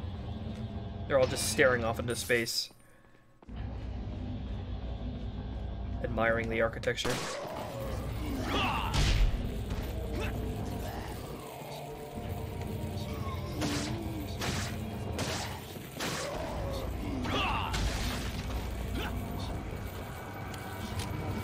So, you can come back here, and you see that lever up there? You can shoot that early, and it'll change the patterns of the pattern of the statue's hand movements. Shoot the guys off the platform, it'll kill them pretty much instantly. Whoa, hey, where'd you come from? I actually don't know where that guy came from.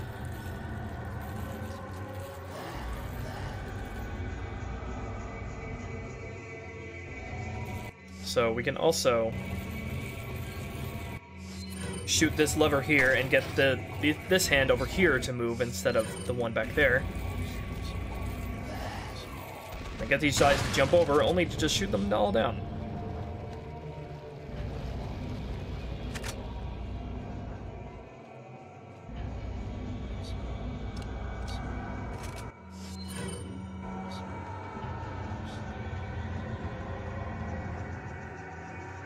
So now I'm gonna shoot that.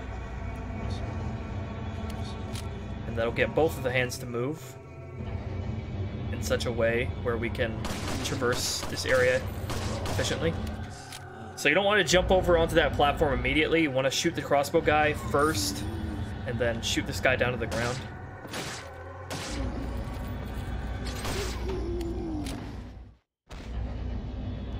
There's one more guy who doesn't even know what's going on over there. So here's the first lever that we need to pull to activate the platform there. That'll spawn some more enemies, including crossbow guy on the across the way. Take him out first.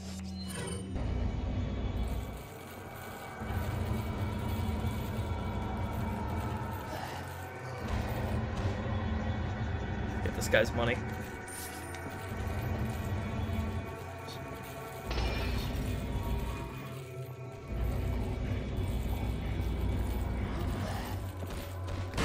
Shoot all these guys down.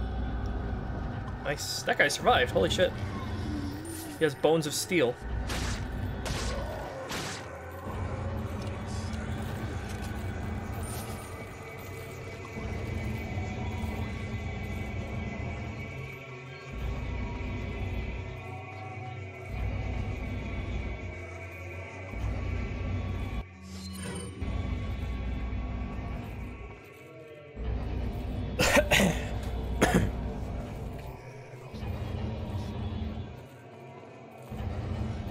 So we're gonna come over here and grab all the loot that's back here.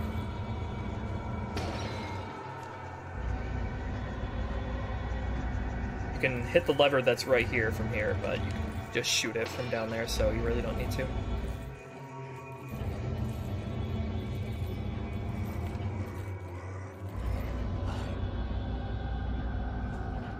Whoa.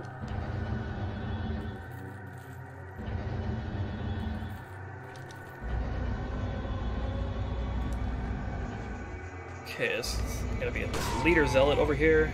This is the last guy of this current wave.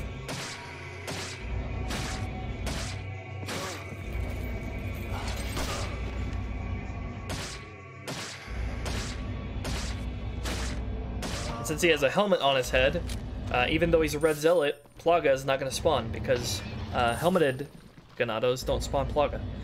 So when we hit this one, the last platform is going to raise up, but it's also going to trigger another wave of zealots to spawn. So these guys are going to drop down, just like to get the shotgun out and then shoot them all while they're grouped together.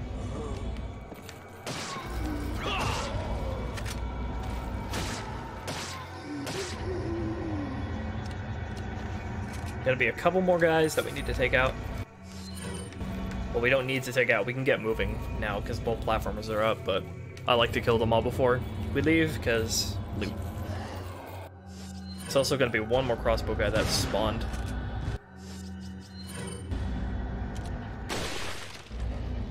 And that's everyone. And he dropped something, so I have to go get it.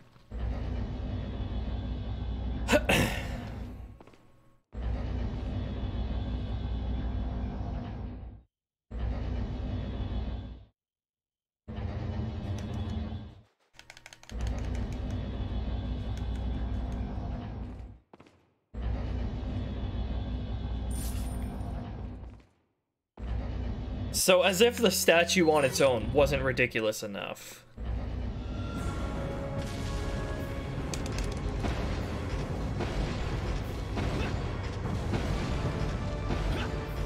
Hope you have good mashing skills. So this is why we shut the lock off earlier, because otherwise we'd have to do it while we're getting chased. Obviously, that's not preferable.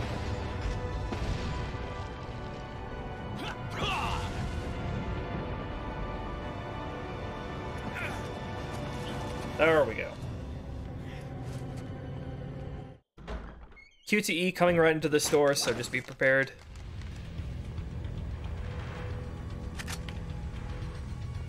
And now we come to the last major area of the castle, before the final boss of the castle. Hi there, Ruiza. I'm gonna go ahead and just use up a healing item, because I don't feel comfortable walking around on professional mode with, about half health.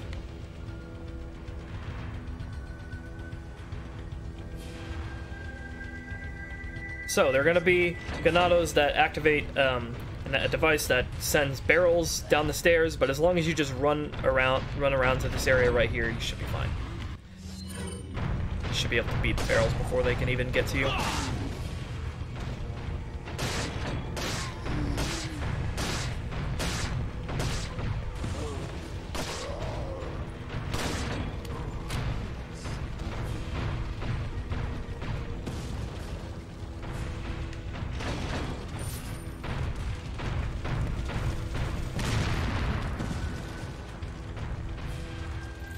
So when you come up here, ganados are gonna spawn near the entrance.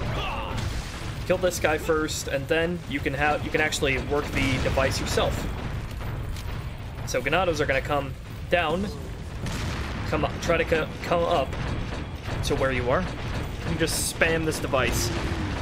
Most of the barrels that it launches will be regular, but sometimes it'll launch flaming explosive barrels. Also, there's this guy over here throwing dynamite. Take care of him at some point.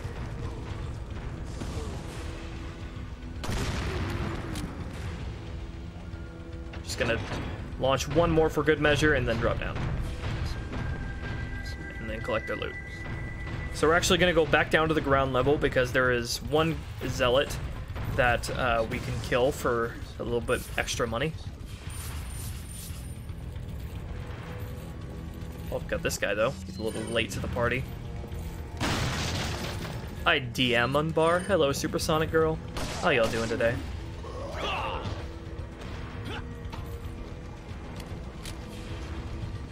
So this guy down here isn't even interested in getting involved in the fight, but I'm gonna make him. Because I don't care what he wants. He has money that I want, therefore he's dead.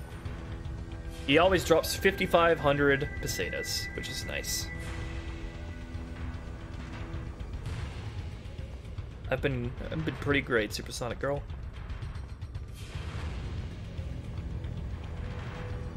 So just moving back up. So come to the top of the stairs here, and there's a green herb up here. So make sure you deal with that dynamite guy before you move in to do anything over here with the elevator.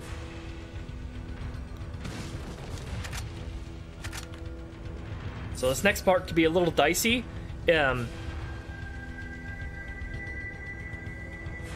But the most important thing is that you eliminate the 2 crossbowmen first before all the red zealots start dropping down onto the elevator. So those red zealots are going to spawn as soon as you hit the button. Just look for them. There's one. And then there's going to be another right there. They have really low HP, so just take them out. After that, camp in the corner here, get the shotgun out, and then as these red zealots drop down, they're going to stop the elevator with their weight because they're so fat. And just get them all bunched up into the corner like this.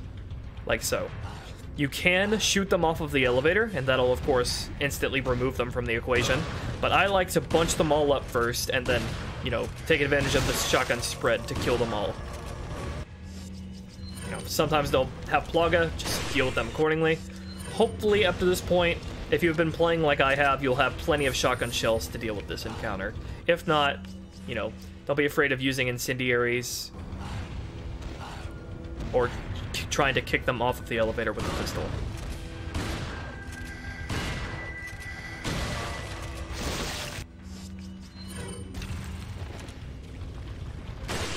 Again, be very careful with those Plaga types because they are insta-kill Plagas. They will decapitate you.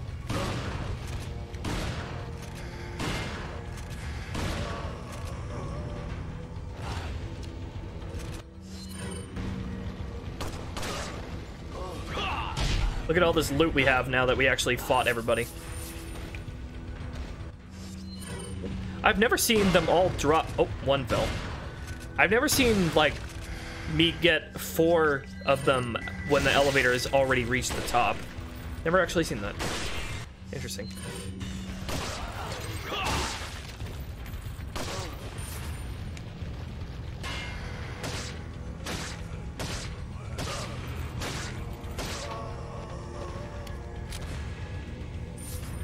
That zealot survived.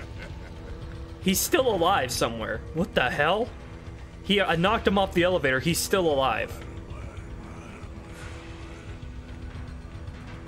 Because I can still hear him. Where the hell is he? What the hell?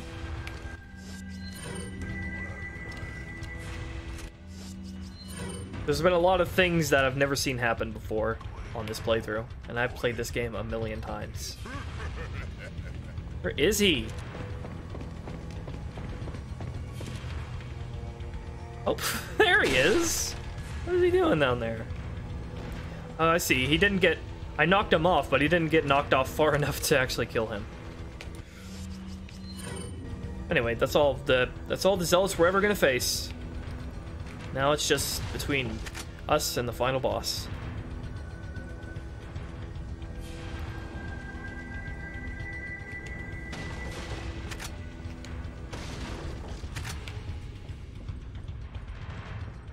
Yellow herb, or red herb in that corner.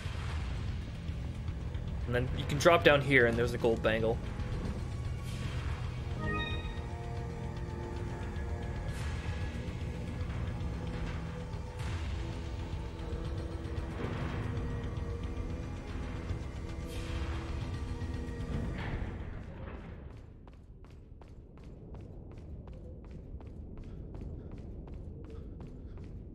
Alright, so one last encounter with the merchant before this axe boss.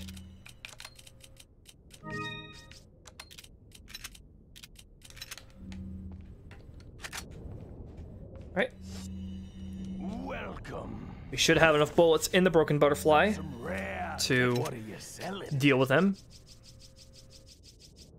Is So this next boss can be really difficult. Ugh. Like with everything in this game, it can be really difficult, but there are ways to make it really easy.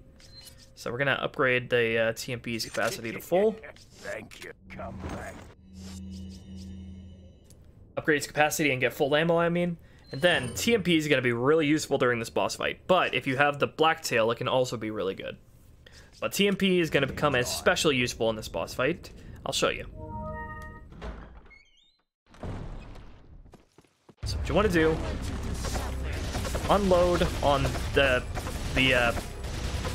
eye there. Then when he rises up like that, take out the broken butterfly. And then you want to unload on Salazar with the broken butterfly.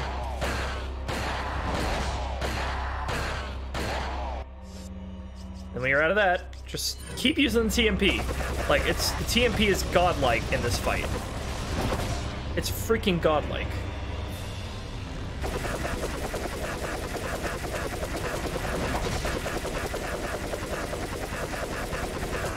How she blows.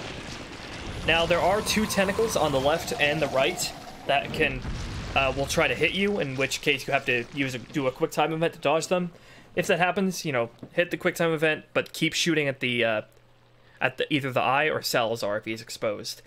The center thing beast with the eye can do an insta-kill attack, and it'll be telegraphed when he starts to open his mouth. When he starts to open his mouth, you need to move out of the center, because otherwise he'll insta-kill you. You can also shoot the tentacles that come out of the walls here, and if you shoot them enough, they'll retract, but you really don't need to. As long as you stay in the center, and then move out of the way when the insta-kill attack comes up, and then run back into the center when he's done with that, as long as you stay in the center, the tentacles on the left and the right shouldn't bother you too much. Just make sure to stay in the center, only moving out of the way when the insta-kill attack happens.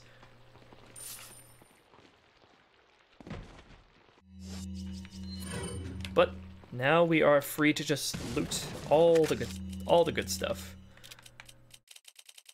And I have way too many first aid sprays.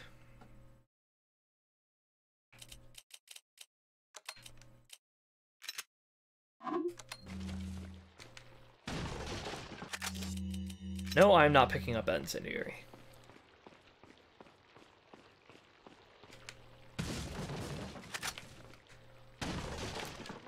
Oh good, another first aid spray. That's exactly what I needed. There's still one more capacity upgrade left for the broken butterfly, so we're going to leave that empty for a little bit until that becomes available. What I am going to do, though, I can reload the TMP.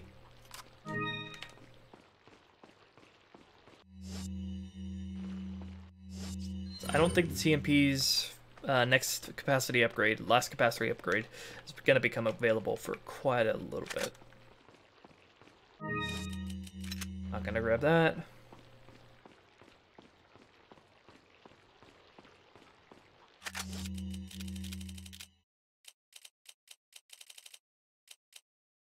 Oof. Yeah, get rid of that incendiary.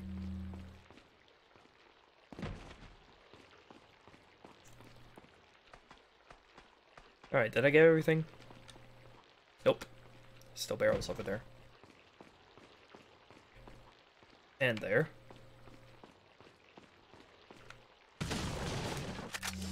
Oh my god. Oh my god! Stop!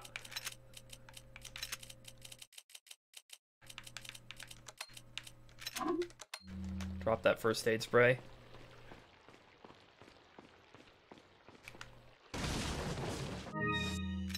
My god. It hurts me more than it hurts you to leave all this good stuff behind. 100 free TMB bullets. Yeah. Let's get rid of that.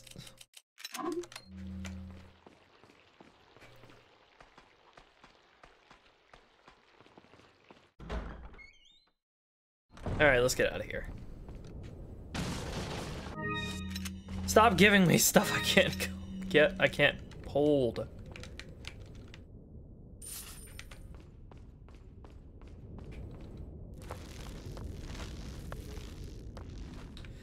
Okay, so I believe this is the last snake that we encounter in a box. Fuck your chicken egg.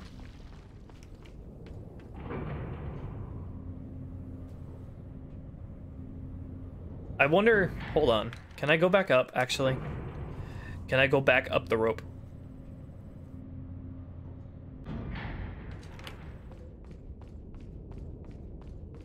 I can. Alright, what I'm gonna do is I'm gonna sell a bunch of stuff to the merchant, free up a bunch of space, and I'm gonna go back and pick up everything that I missed in that room. I've never actually done that stuff. I've never actually done that.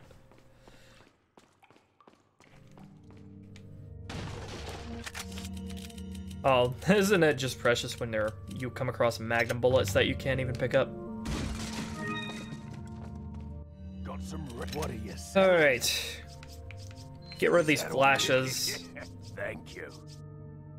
Get rid of these first aid sprays, all of them. Just get all of them out of here. Get them out of my sight. They sell for quite a bit too. All right, time to go back. Pick up all that stuff.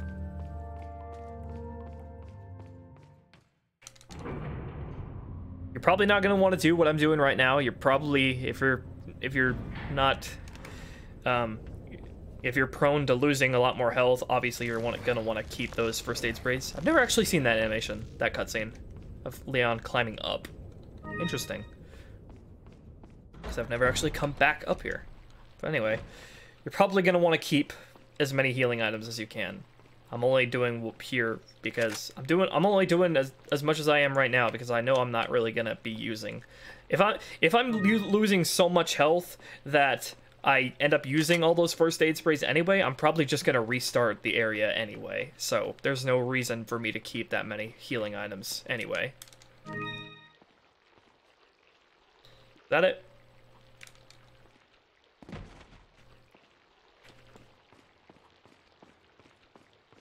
Alright, we good. We good, boyo.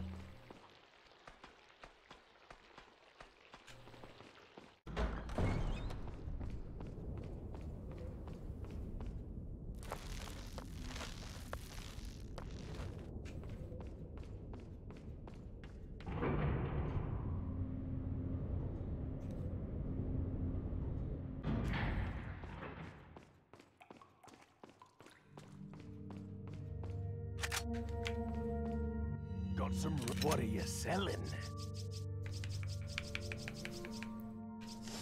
What are you buying?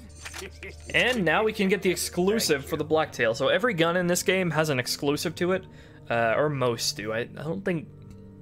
There might be one or two that don't, but most guns have an exclusive to them that, for example, the Blacktail increases its firepower exponentially, so it goes from 3.2 to 4.5, making it the second most powerful handgun we can possibly get. So, we also got the riot gun here. We're going to get its exclusive, which increases its firepower from 8 to 10. The most powerful shotgun we can get. Then we get the TMP, which we can upgrade its capacity, which actually I thought we were going to get that sooner, but get that, and get its exclusive, and upgrade its to, from 1.2 to 1.8. But we can also, later on, soon, very, very soon, once we fully upgrade the Broken Butterfly, we're going to get its exclusive as well. So, kind of debating in my head which exclusive to get for now. You know what? I'm gonna save my money. I'm gonna save my money up. Then I'm gonna fully upgrade the Broken Butterfly. I'm gonna save it for the Broken Butterfly and get it. I'm gonna get its exclusive before I get the TMP's exclusive, which is 100,000. So I'm gonna save my money. This is the only time in the game where I'm actually gonna be not getting an upgrade for a weapon that I'm going to be using for the rest of the game. But yeah. That's it for the second act of the game. Alright, I'm gonna end the stream here. It's been 4 hours just doing the castle alone. That's to tell you how long the second act of this game is. Next up is the island, the third and final act of the game, and I'll continue that on another stream. But right now, I am hungry, I need to use the bathroom, and my voice is also hurting me. My throat also hurts, so I'm gonna end the stream here, guys. I'll pick this up another time. So I'll see you all, for then. But for now, peace out.